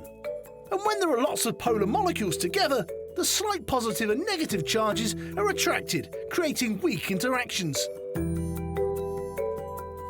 There's a saying that like dissolves like, and lucky for us, lots of stains have polar molecules too. This is how they're dissolved by alcohol. This hack works, but having to open increasingly stronger booze in order to get rid of a stain is a recipe for disaster on a business trip, a muddled miss. If you're a sensible business traveller, you'll have a padlock on your suitcase. If you're very sensible, you'll use it. And if you're not sensible, you'll lose the key. This hack is for people in that last category, and me. People can do that. I didn't know you could do that. That's insane. God, so many people have asked me if they could borrow a pen, and I've said yes. I think this is amazing. How could you not think this was amazing? I'm the type of person who loses my keys to locks if I lock stuff. This is brilliant. This is ingenious. I would absolutely use this. Only use this on your own suitcase because you shouldn't steal. You shouldn't need me to tell you this, really, should you? Zips work with this kind of series of interlocking teeth and grooves. So if you can jam a pen into the middle and open up one of those grooves and zips where they've locked into each other, then you can get in. I'm actually going to use this, because often I do forget keys. So the pen is not only mightier than the sword, but it gives padlocks a good beating as well. A case hijacking hack hit. If your boss has put you in a hotel where the breakfast buffet looks like a prison canteen, this next hack will help fill you up. An iron, ridiculously, can be used instead of a hot plate or a toaster, and a kettle is a great replacement for a pan. The water reaches the exact temperatures needed to scramble your eggs. Just maybe give it a couple of rinses before you start. This is a fantastic hack, but this guy's definitely going to lose his room deposit. First of all, looking at this, what a brilliant idea. And what a brilliantly executed hack. Is George looking at the right video? If you want to get nice brown crispy bacon and that nice brown bread as well, you need to get over 140 degrees Celsius. You get something called the Maillard reactions, which is where the proteins and the sugars in your food start to react together to give these delicious smells, and that's what you need from an iron. The flavour of mushrooms when they've been cooked on an iron, the steam holes of which are rich with streaky bacon fat, is just absolutely delicious. And the faint hint of linens is just you can't get that in a normal conventional pan. We all need something to get us going in the morning, and some studies have shown that having a good breakfast can help your levels of concentration and help your short-term memory. But you've got to be careful not to have too much, because, well, unsurprisingly, too much food just makes you sluggish. This hack is absolutely insane. Making eggs in a hotel room kettle and steaming mushrooms on an iron is ridiculous, unsanitary and inefficient. So yeah, it's a definite hit. If you're the type of business tripper who always worries about hotel security, look no further than the contents of your nearest minibar to put those concerns on ice. In theory, I really like this. I think this is excellent. I like to hide money all around my house, and that looks like a good... But in practice, it feels like she just spent about 10 minutes hiding a really small amount of money. Every little helps though, Andrea. I tend to keep my money in the till of the nearest bar.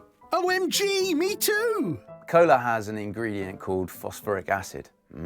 Lovely. And whilst that won't necessarily ruin your money, if you drop coins in there, it would do a really good job of shining them up. So maybe it's a good thing after all. This hack is good if you want very small amounts of money very shiny. No? Oh, okay then, it's a hack. Miss. Over to Hack HQ. The countdown is over and the fuses are lit. There's no cannon too big, no dynamite too strong, and no bridge we won't cross. Mike with his trusty guinea pig Stephen will put any hack to the ultimate test. Debunk, demystify, and deconstruct so that you don't have to. Earlier, Mike showed us how to power up the humble suitcase with a speedy airport aid. Now it's time to get serious, kind of, as Mike and Stephen go for the ultimate suitcase slam down in our epic head-to-head check-in chase challenge. Mike, you said we were going on a business trip. And this is my airport. I'd love to know which airport this is based on. It's your farm. The only thing in the air here is horse fart. What are we going to be doing? Right, we're going to have a race. Okay. And we're going to start now, so pack your bag. Oh, what? That seemed like a very fair start, Mike. Come on, Teddy, don't get hurt. For Mike's airport race, the lads must pack and rush through an obstacle course as quickly as possible. So just like going on holiday then. Don't forget your teddy, Stephen. Come on, Teddy. Sorry about this. He brought that in from home.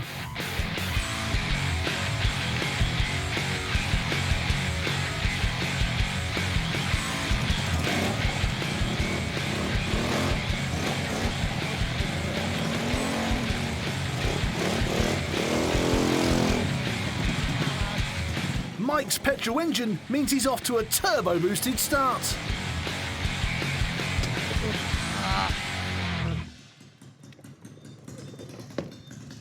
Okay, do it this time. Okay, go.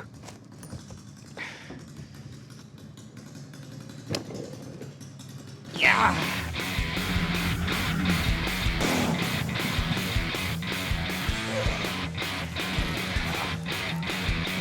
Time to grab a quick coffee en route. Make it an espresso.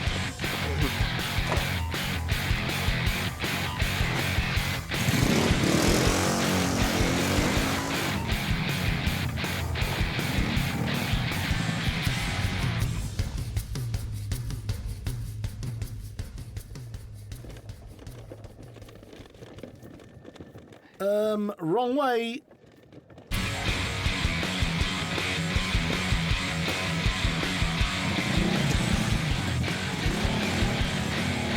Mike's 2 wheels versus Stephen's 4 gives him the edge on corners, as well as literally everything else. The tiny electric motor is no match for petrol in speed either.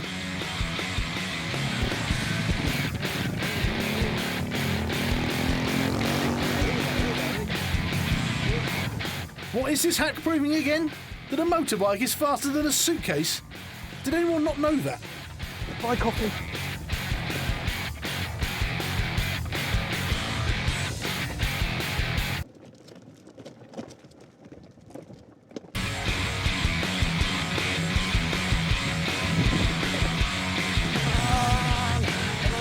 This one is in the bag, or should I say hand luggage.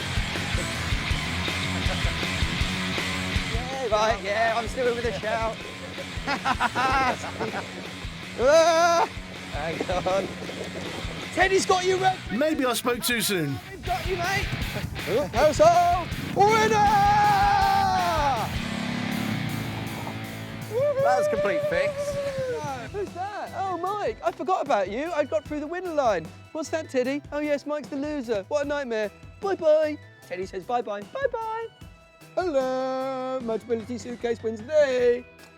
Ooh, who said winner? I said winner. Who thought winner? Let's just say you're as much of a winner as anyone who talks to a Teddy on telly can ever be. So business hacks then, Motability suitcases. How good are these? I think you've absolutely nailed it. Brilliant. The only problem is I don't think we're going to get through airport security, do you? No, but when they chuck you out, you'll be able to leave in record time. He can put a spin on anything. This is true. We've come to the end of our hack-filled work trip, and it's safe to say, I think we've taken care of business. See you next time.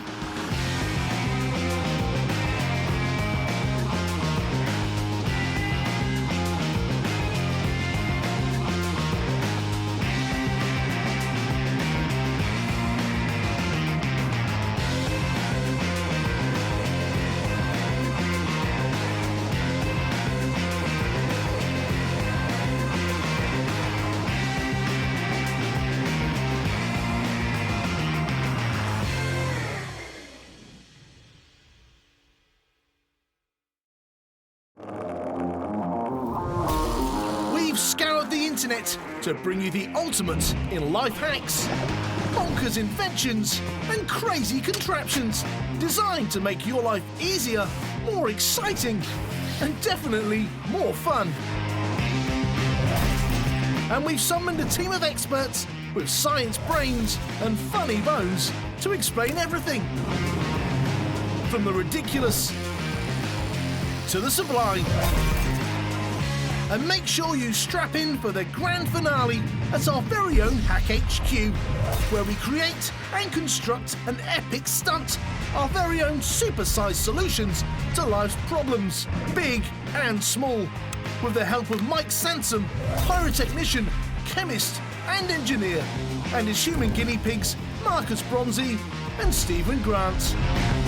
For now, sit back, relax and put your feet up. Let us do the hard work so you don't have to. This is how hacks work. This episode we're dusting off our overalls, blowing the cobwebs off that toolbox and setting to work on the world of DIY. Using the hints and tips in these videos, you'll be hacking left, right and centre and asking yourself, DIY, didn't I do this earlier? From specially designed stilts that satisfy all your painting needs, to using the power of chemistry to eliminate nasty smells, and a heavy-duty way to solve your peeling problems in seconds. We'll also be testing out the fastest way to build furniture in our own epic power tool hack. The ultimate DIY hack, right?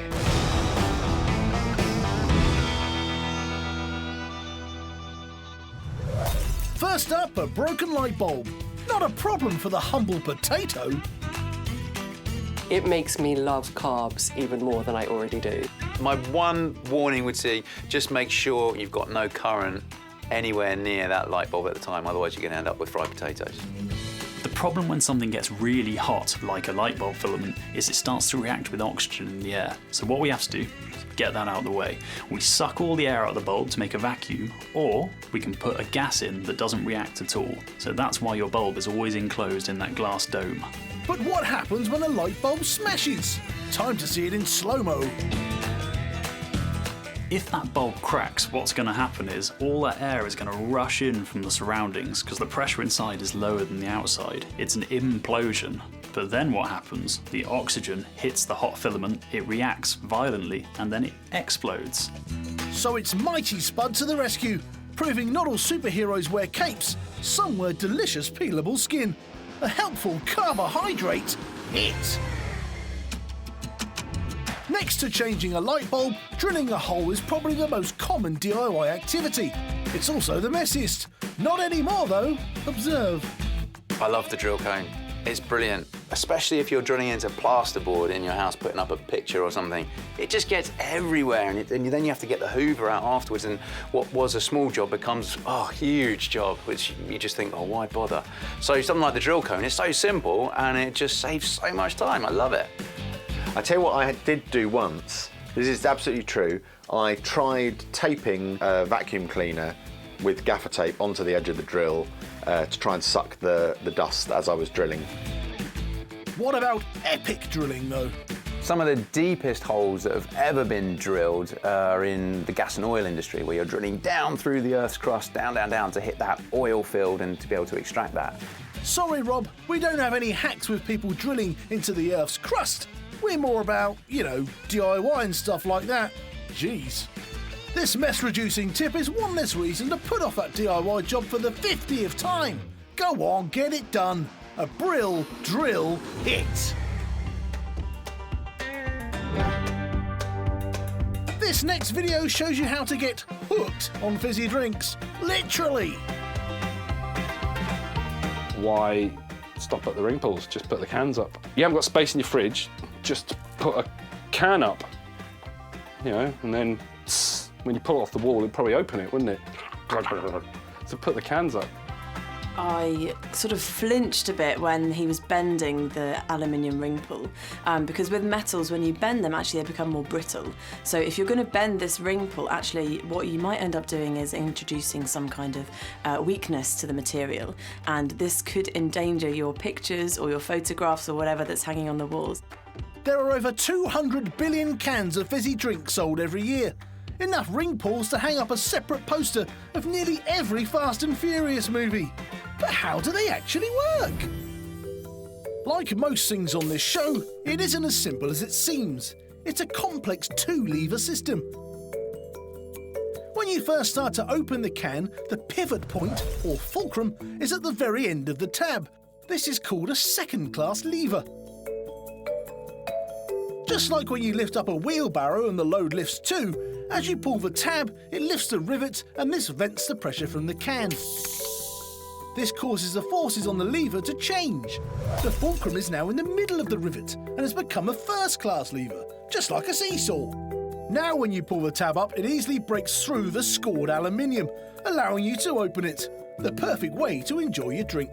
This is quite a new design, so they used to design aluminium ring pulls so that you pulled the whole thing off and you ended up with the cap sort of in your hand. But then that's obviously a massive littering problem. You can get a pack of picture hooks for about the same price as a fizzy drink. Some things just aren't worth hacking, and this is one of them. Coming up at Hack HQ, Mike ropes Stephen into helping out with an explosive nail cannon. What was that? I said an explosive nail cannon, Stephen. Well, this all sounds very safe. So far, we've made light work of a smashed bulb and showed you a top skills, no spills, no frills drill hack. I don't think the internet is done yet, though. Let's see what other DIY tips it's got for us. There is a severe lack of style when it comes to storing knives. It's something nobody says. We've got a hack for it anyway, though.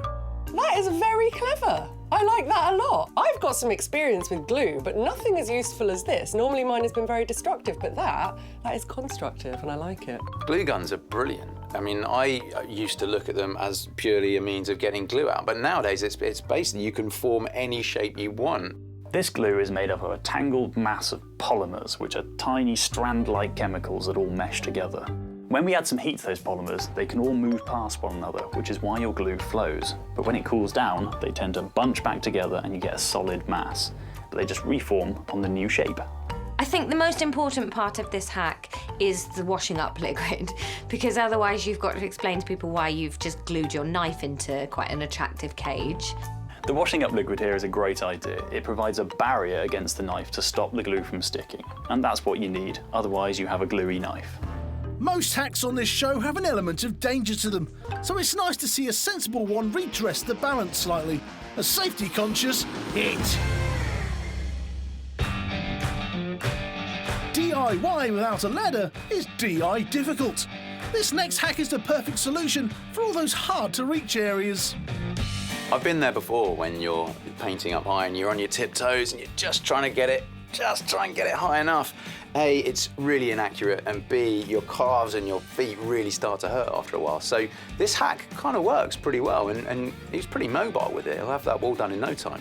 Can you imagine trying to walk in those? I mean, I can't even walk in heels. Yes, I think they look very dangerous. Like, the steps that he just took are not very assured, shall we say. Not very assured? He looks like a drunk baby deer. The way our sense of balance works is through a series of little channels in our inner ear, and they're full of fluid that rubs against very small hairs and signals to our brain which way up we are. You certainly wouldn't want to fall off them. Safety concerns aside, it is getting the job done. It's a hack hit. Next time you have a nightmare with a screw that's gone past its prime, just band together with a trusty piece of elastic. I always get quite upset and frustrated with myself whenever I feel with the screwdriver that you've rounded off the head at the top of the screw, because you just know, oh, I'm never going to be able to get that back out again. Try and get them in further, and then you can't get them out or in, and try putting pliers on. So I can't wait for that to happen again so I can use that hack, because I was so impressed. As you can tell, George lives a rich and varied private life. What we need for this hack is a lot of friction, and rubber is perfect for that. It works exactly like a gecko's foot. A gecko's toe pads are covered in thousands of microscopic hairs, each of which splits off into hundreds more smaller bristles called spatulae. These microscopic hairs fit so well into the contours of walls and surfaces that something called Van der Waals force comes into play. This force, unlike the one in Star Wars, is a physical bond that occurs when the electrons in the gecko's toe molecules interact with electrons from the wall molecules. In effect, the gecko is clinging to the wall using electromagnetism. They're basically reptilian superheroes. If only I had a rubber band. This hack banishes the most evil DIY problem on the planet. It's my new hero, a massive hit. From a very sensible hack to a completely over-the-top and potentially dangerous one. That's right, it's time to head over to Hack HQ, where Mike is gearing up to build his own cannon-based power tool. Beautiful day, but if we're going to do hacks, I'm going to need Mike. Where's Mike?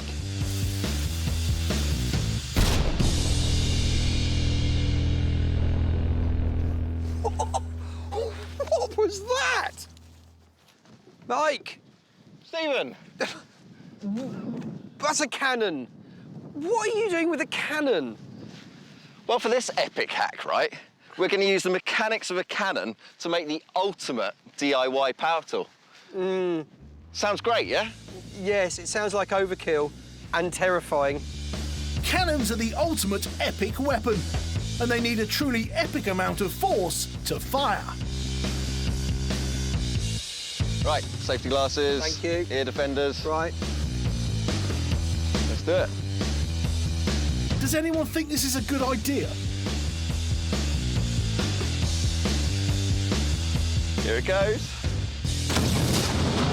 That was really loud. It's really loud. Why are we using a cannon, Mike? Right, so to make the ultimate power tool, okay, we're going to use black powder in a cannon to fire a 6-inch nail. It's going to be a cannon nail gun. So this is just basically like a hammer on steroids? Basically, yeah. But I don't see these in DIY stores, so what do we need? How are we going to make this work? Looks like he's been inspired again. The mechanics of a cannon and a DIY tool. Yeah, that sounds very Mike. Right, in my little box here, I've got black powder. Okay, show us That's what we used to fire in the cannon. See, it's little grains of black powder. So this is like gunpowder? Very similar. This is old-fashioned gunpowder. So this has a mixture of potassium nitrate, charcoal and sulphur. Mixed in the right quantities, it's refined and it produces about 500 times its own volume in gas, really, really quickly. So basically you trap a huge amount of gas in the cannon, and the only way out is to push a massive iron ball through the air. Science is crazy. I'm hearing a lot of words, but what I'm feeling is you're saying that's quite dangerous. It's quite dangerous, and we're going to put it into a cannon and fire a 6-inch nail. Let's do it. We'll be back at Hack HQ later to see if they manage to pull off this completely crazy and not at all impractical hack of a supercharged DIY power tool inspired by cannons. So far we've seen tabs for hooks, glue for guards, and even ladders for legs. Don't hang up that tool belt yet, because we've got plenty more home improvement hacks on the horizon. If you've got a spare bag of charcoal lying around, and let's face it, why wouldn't you? This next DIY hack shows you how to turn that smoky lump into sweet, sweet perfume. This guy's using charcoal to change the very air he breathes. Now that is a breath of fresh air. I've got a way better hack. Pants, charcoal filter, anti-fart pants, absorbs the smell. Been married 2.5 years thanks to these. My husband is very grateful that I wear them daily. So I really like this hack, but unfortunately he's using the wrong kind of charcoal. What he needs is something called activated charcoal. Charcoal has an intricate lattice-like design with countless tiny folds and cracks between the charcoal particles. It can filter out toxic chemicals such as benzene and xylene by trapping them on the surface, but it can't trap that many as the surface becomes full. Come on, xylene! When treated with oxygen, however, this opens up pores and cracks in the carbon and increases the surface area. This is called activated charcoal, which is used in fish tank filters, some toothpastes, and of course air purifiers. These pores mean that huge numbers of toxic particles can be trapped in the carbon, taking them out of the air. When activating the charcoal, you can even choose the pore sizes you create, allowing you to select which toxins you stop based on their size. The charcoal itself, however, doesn't change size at all, no matter how much it traps. This is because the particles are only stuck to the surface of the pores and not absorbed inside the chemical structure. Can we really smell those tiny particles, though? If you walk into a room and it's a smelly room, you're going to notice it because we're okay at picking up different scents. We've got about 5 to 6 million receptors right up here in the top of our nose. But compared to dogs, we're rubbish. We've got 5 to 6 million, they've got about 220 million receptors. I don't know about you, but spending my Saturdays looking for activated charcoal isn't worth the price of an air freshener, I'm afraid. A fragrant miss. If you love apples, hate their skin, but also love drills, I think I might just have the perfect video for you. What a great idea. I hate peeling apples, so this is perfect for me. I think we should have more drills in the kitchen. I quite like the peel. So Laura loves bolting down the peel, but is it doing her any good? A lot of the nutrients in an apple are actually in the skin. So depeeling it, unless your recipe says specifically you must peel your apple, then I'd keep it on. get it down you, all the better. Seriously, is there anything drills can't do? A peely good hit! From healthy snacks to health and safety, we all know DIY can be a first aid nightmare. This next hack is guaranteed to save your fingers. Whoever did that, well done. Great work, and everyone has a peg. This is what these hacks should be used for. This is great. This is not crazy. Well done. I love the safe hammering techniques. This is genuine. Yesterday, I smacked my finger with a hammer, not on purpose, I might add. And you get these things, blood blisters, come up in seconds, and it's really painful too. The humble hammer is actually the 4th biggest cause of DIY accidents in the UK. We get about 6,000 visits to the emergency room every single year.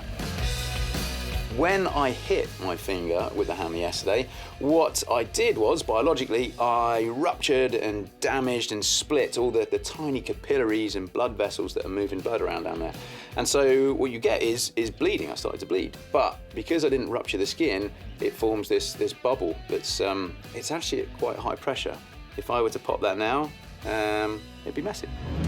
Finally, an actual use for clothes pegs. A hammer hit. The countdown is over and the fuses are lit. There's no cannon too big, no dynamite too strong for Mike to handle. And with his trusty guinea pig Stephen, he'll try anything so that you don't have to. Earlier at Hack HQ, we witnessed the extreme explosive power of a cannon.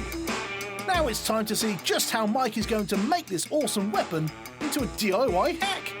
Has anyone seen those safety goggles? Stephen, what are you doing?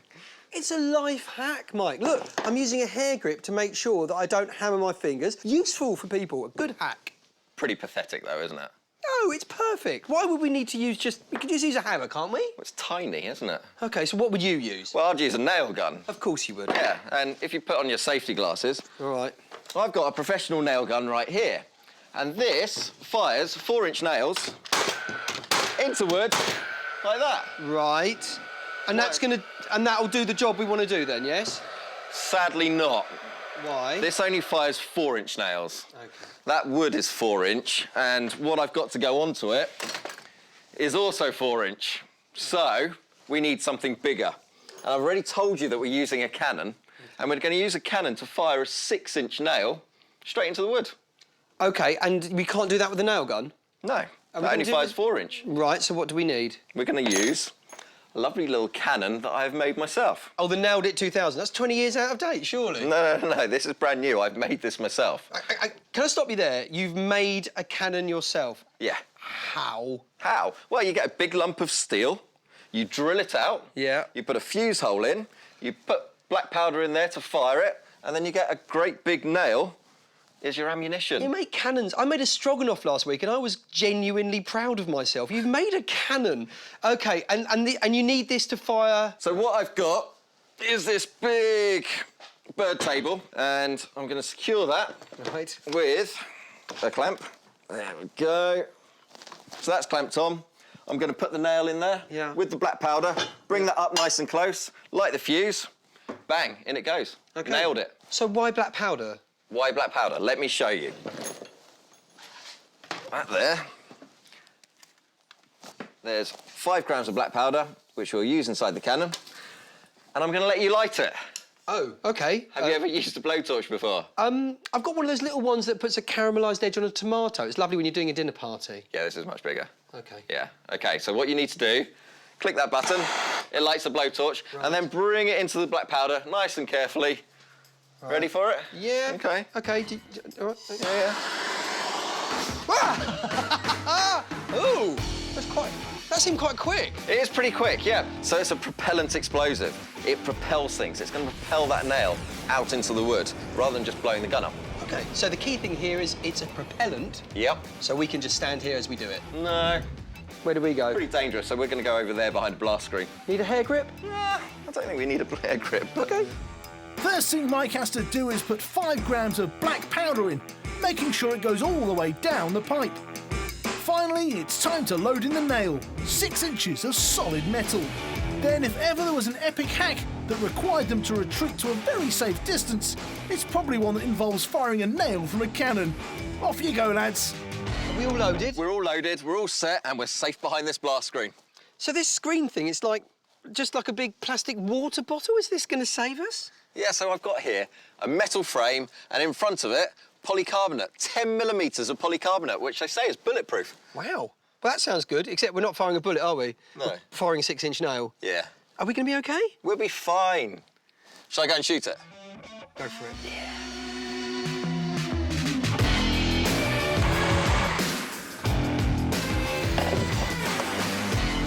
Fuse is lit, pop those on. Right. Any minute now. Ah! Oh, that was pretty loud. That was loud. Let's go and have a look.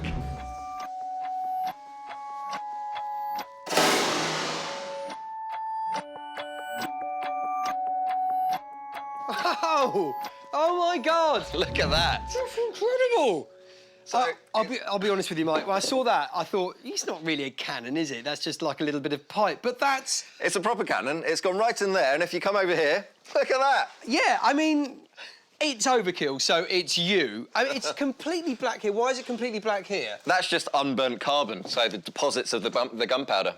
OK, and that's 8 inches of hard wood that it's pushed a 6-inch nail straight through the way to the other side. Well, you know what? When you got the nail gun out earlier on, I was thinking that's pretty meaty. Why would we need anything more than that?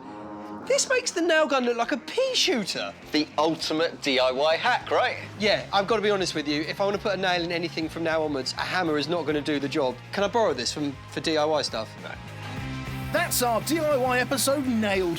For one of the first times ever, I'm going to say make sure you do try these at home. Or maybe give the homemade cannon thing a miss, actually. See you next time!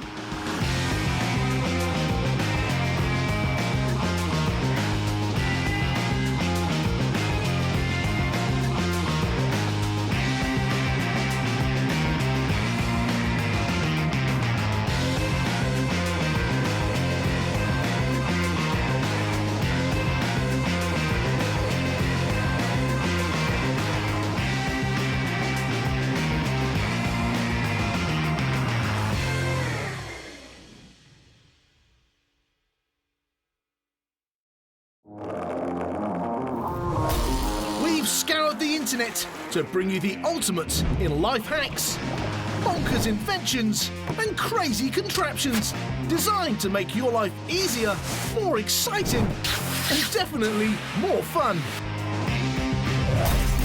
And we've summoned a team of experts with science brains and funny bones to explain everything. From the ridiculous to the sublime. And make sure you strap in for the grand finale at our very own Hack HQ, where we create and construct an epic stunt, our very own super-sized solutions to life's problems, big and small, with the help of Mike Sansom, pyrotechnician, chemist and engineer, and his human guinea pigs, Marcus Bronzy and Stephen Grant. For now, sit back, relax and put your feet up. Let us do the hard work so you don't have to. This is how hacks work. This episode is all about eco tips. Everywhere you look today, you see advice on how to cut down your impact on the planet. Well, we're going one step further and giving you a whole show dedicated to it. Our planet is a very fragile ecosystem. We need to look after it so it will look after us. Saving the planet is a serious subject, so we're going to give you some advice on little things you can do that will not only reduce everyone's impact on Mother Earth, but also the impact on your bank account. We'll also be showing you how to use a humble pedal to generate your own power. And then in our super epic hack, we'll actually be building our very own power generator. Hack HQ becomes self-sufficient.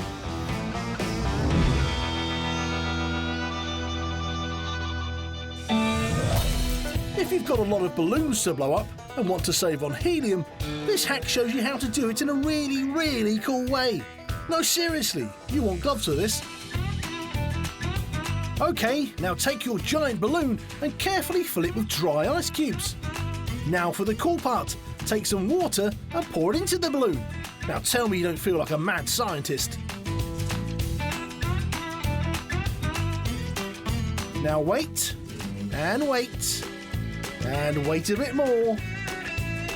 And there you go, an inflated giant balloon that saves on helium and your lungs. A traditional way of blowing up party balloons, if you don't want water in them, is using helium. And we in no way recommend inhaling some of it to make your voice sound funny. Using helium in balloons is actually becoming more and more of an issue because we have a limited supply of helium on Earth. Now, helium rises, so it actually rises all the way up out of our atmosphere as soon as we release it. So what is dry ice and how can it inflate a balloon? Dry ice is made from carbon dioxide. When we breathe out, the air contains a gaseous form of carbon dioxide. The coldest temperature ever recorded on Earth was minus 89 degrees Celsius.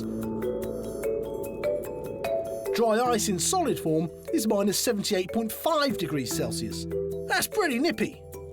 As the dry ice warms up from its numbing temperature, it turns directly from solid to liquid, a process known as sublimation. All this scientific jargon means we can use it to blow up a balloon. As the dry ice sublimes into a gas, the particles vibrate and spread out, filling the entire balloon with ice-cold CO2 instead of expensive helium. This workaround solution takes far more time to do than actually just filling it up with helium. However, it does look cool, and for that reason I'm approving it. A hit! Now, if like me you enjoy smashing massive metal cans, but don't have access to an industrial crusher, you'll definitely want to watch this next video very closely. Using nothing more than heat and water, you can crush cans as if by magic. Those cans are really strong, so to see it crushed by the force of air alone is amazing. I've seen entire oil tankers be crushed down to nothing by the power of air pressure alone. By filling a can with water and heating it, you create steam, which drives out all of the air.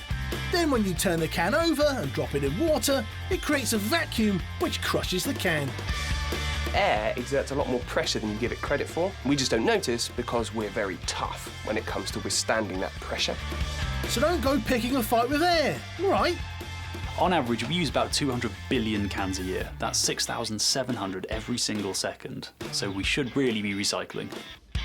Water and heat already do roughly 6 billion jobs for us on this planet, so adding can crushers to their list is a good idea. This is definitely a hit! After a day crushing cans, you'll want to relax. How about in a homemade couch from recycled wood that won't harm the environment? The catch? Yep, you have to build it yourself. You cut like this.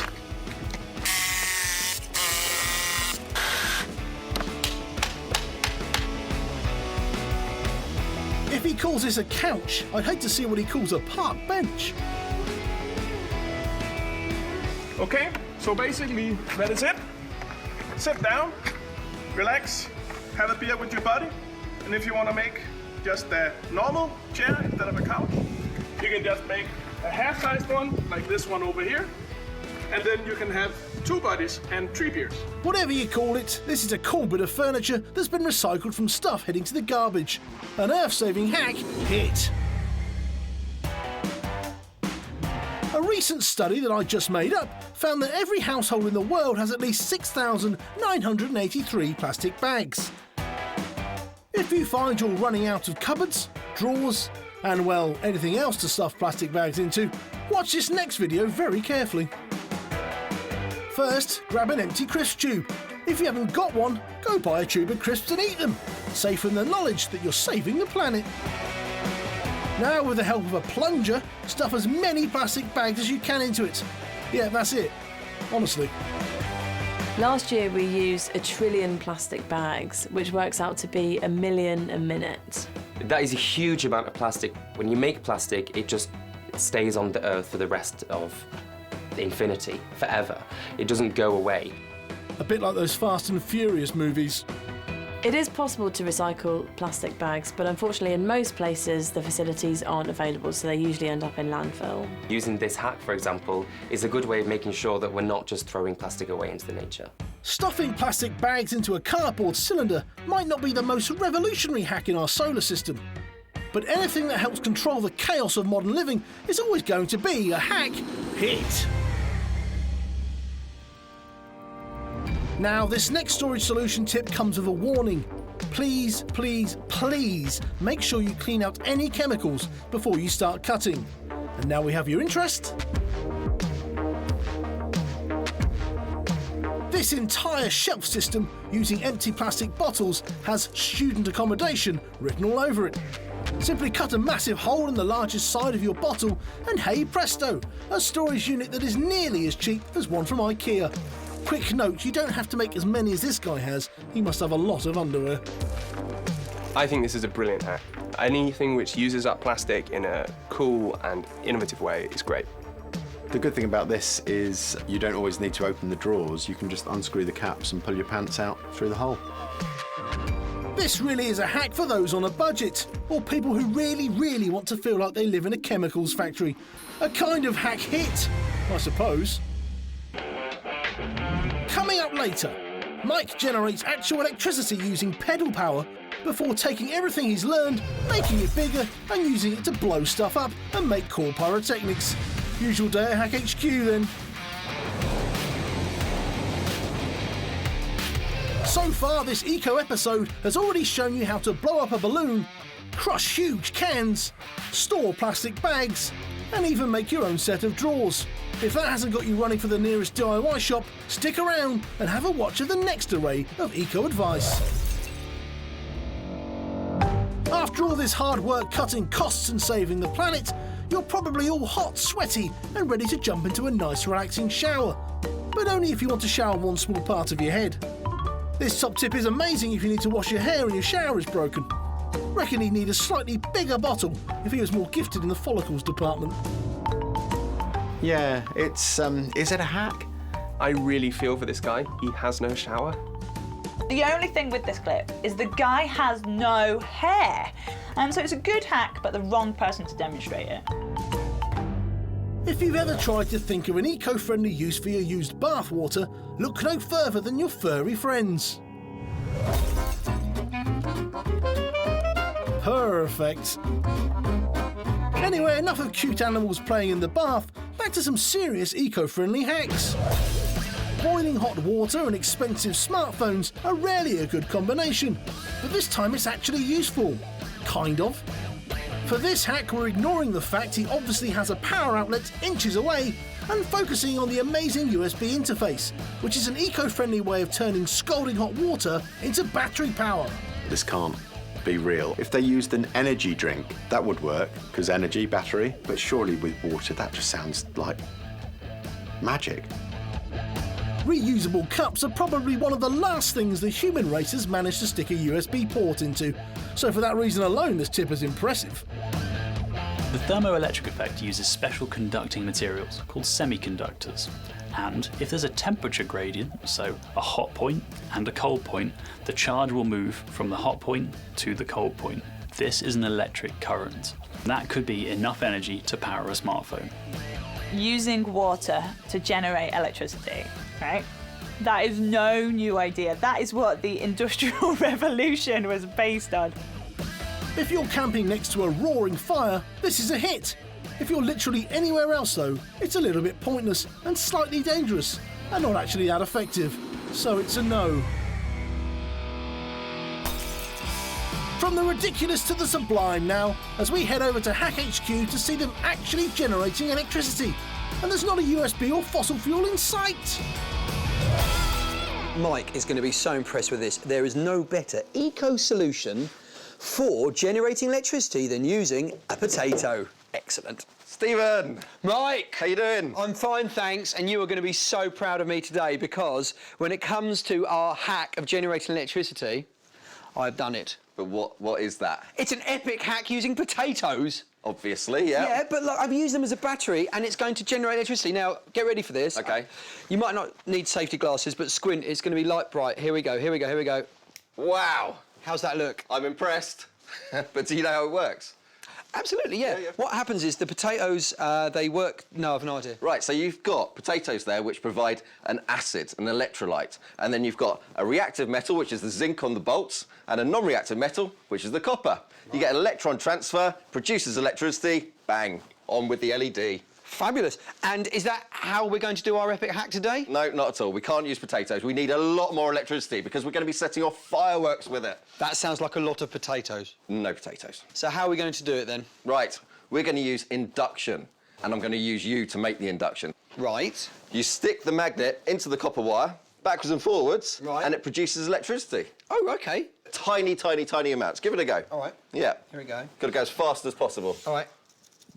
So, is this enough electricity for our epic hack? Not quite. This is quite a small amount of electricity. Now, there's several ways you can make more electricity. OK. You can either increase the coils. Right. Increase the magnet. OK. Or increase the speed. OK, I'm going faster now. Yeah, but it's not fast enough. OK. Yeah, so put that down, put that down. Right. Yeah, yeah.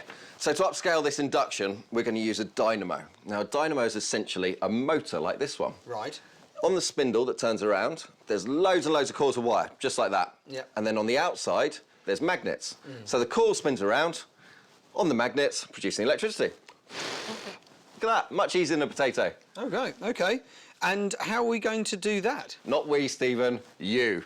I'm going to stick you on your bike, dynamo connected to it, and for our eco-friendly hack, you're going to be producing my electricity.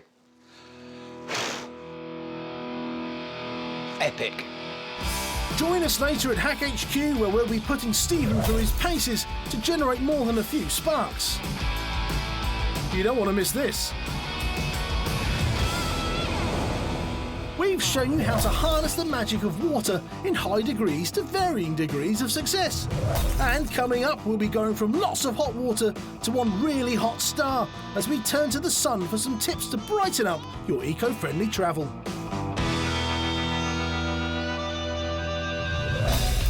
There are few things in the world more ancient than a slingshot. Since the time of David and Goliath, they've taught us that aim and ingenuity is better than raw strength. Here we show you an eco-friendly way to repurpose a humble plastic drinks bottle into an amazingly accurate handheld slingshot. Just be careful where you're pointing it. To make your slingshot, you just need to cut the top off a plastic drinks bottle. Then take a balloon and fit it tightly to the open cap, like this. If you really want to look cool, you can attach flights to a wooden skewer like this for a mini-flighted spear. That's cool, right? Right? This is such a cool toy. I would love to make one. I'm going to make one. Can someone please make sure George is not allowed to make his own slingshot? Rubber is stretchy because it's what we call a polymer.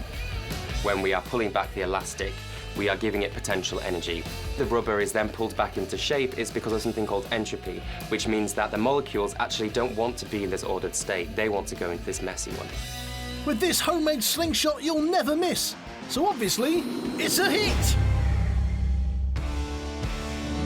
Homemade slingshots are a great tool for the wilderness. But do you know what's even better?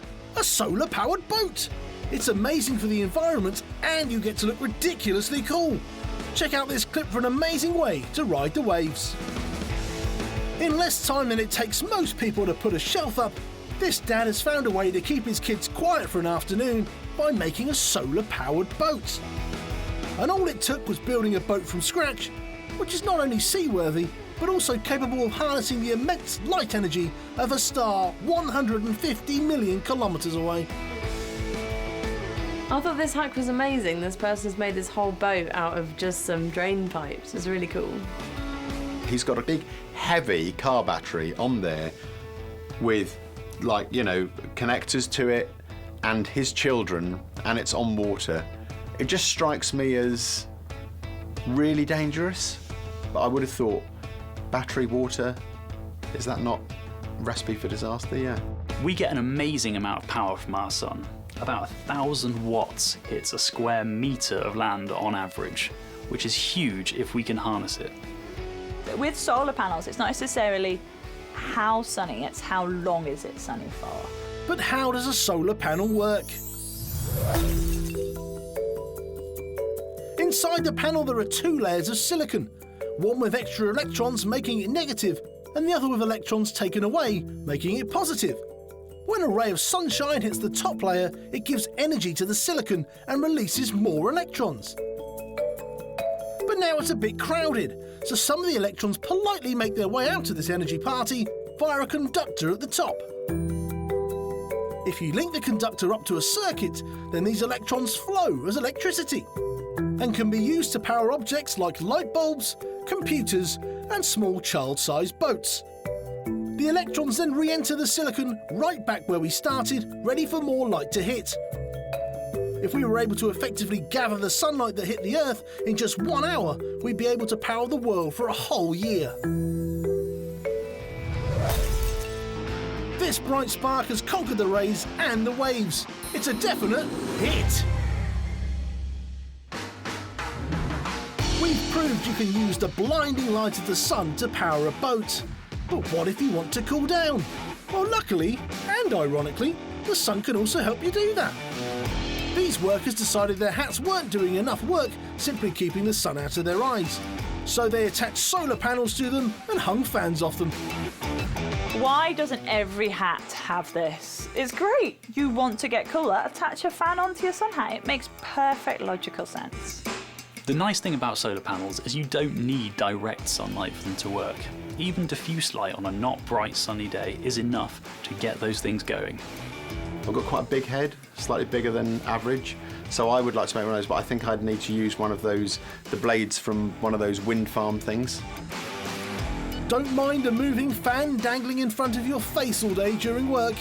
Then this gadget's for you. For everyone else, it's a miss. We've shown you how the sun can be used to generate power. And now Hack HQ want to build their very own eco-friendly electricity generator. Always having to go one better. Over to Hack HQ. The countdown is over and the fuses are lit. There's no cannon too big, no dynamite too strong for Mike to handle. And with his trusty guinea pig Stephen, he'll try anything so that you don't have to.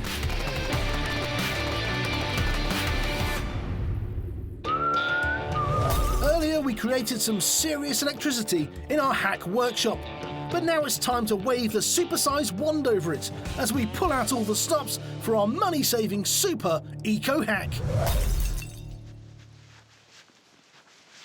Ah, Mike. Stephen. Ah, what have you done to my bike? I'm so pleased you asked. This is the key to our eco-friendly hack.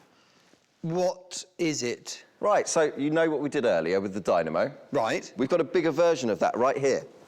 So this is our dynamo. Okay. We're going to use the power of you to pedal the bike, speeding up the dynamo and creating electricity. And that's how it works? That's how it works. And what's the point of all this? Right, over here, hop on. Okay. Grab some safety glasses. Right. I have got a firing desk here which is connected up to a whole load of fireworks. You need to pedal to generate electricity. That will light up my light bulbs, and then I'll know that I've got power to fire my fireworks. Which explains why I'm wearing safety goggles on a bike that's not going anywhere. Exactly. Okay. The electrical energy Stephen is creating is being stored up until there's enough to create a spark that will ignite the fireworks from the inside. All it takes is the push of a button to unleash the stored electricity with explosive results. Look at the power you're creating. Oh, your smug face is even better lit. You need to go faster though. Okay. You need to get these bulbs lit up. So these are 60-watt bulbs and you're generating about 200 volts of electricity. Oh, well... But you need to keep it at a constant speed. Okay. You ready for it? Ready for what? Keep going. Faster, faster, faster, and... Look at that! Oh, wow! My fire, but you're going to have to keep going, because I can't... Okay. Yeah, keep on going. What's this then? I'm powering your fridge as well.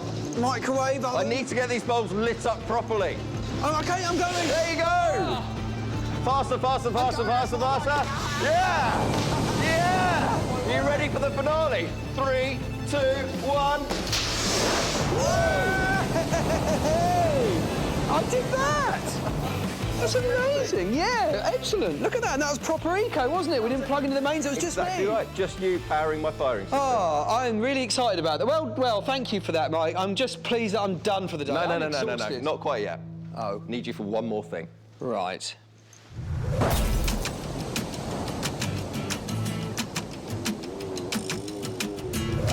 admit this is the perfect eco-friendly hack. You're generating electricity for free. It's free energy. Do you know what, Mike?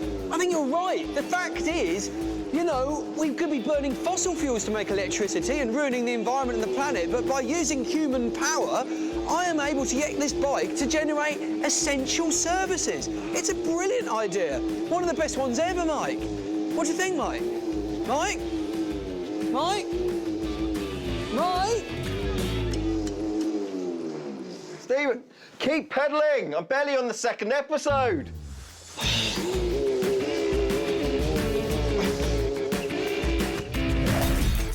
From balloons to boats, carbon dioxide to catapults, and bags to very, very big bangs.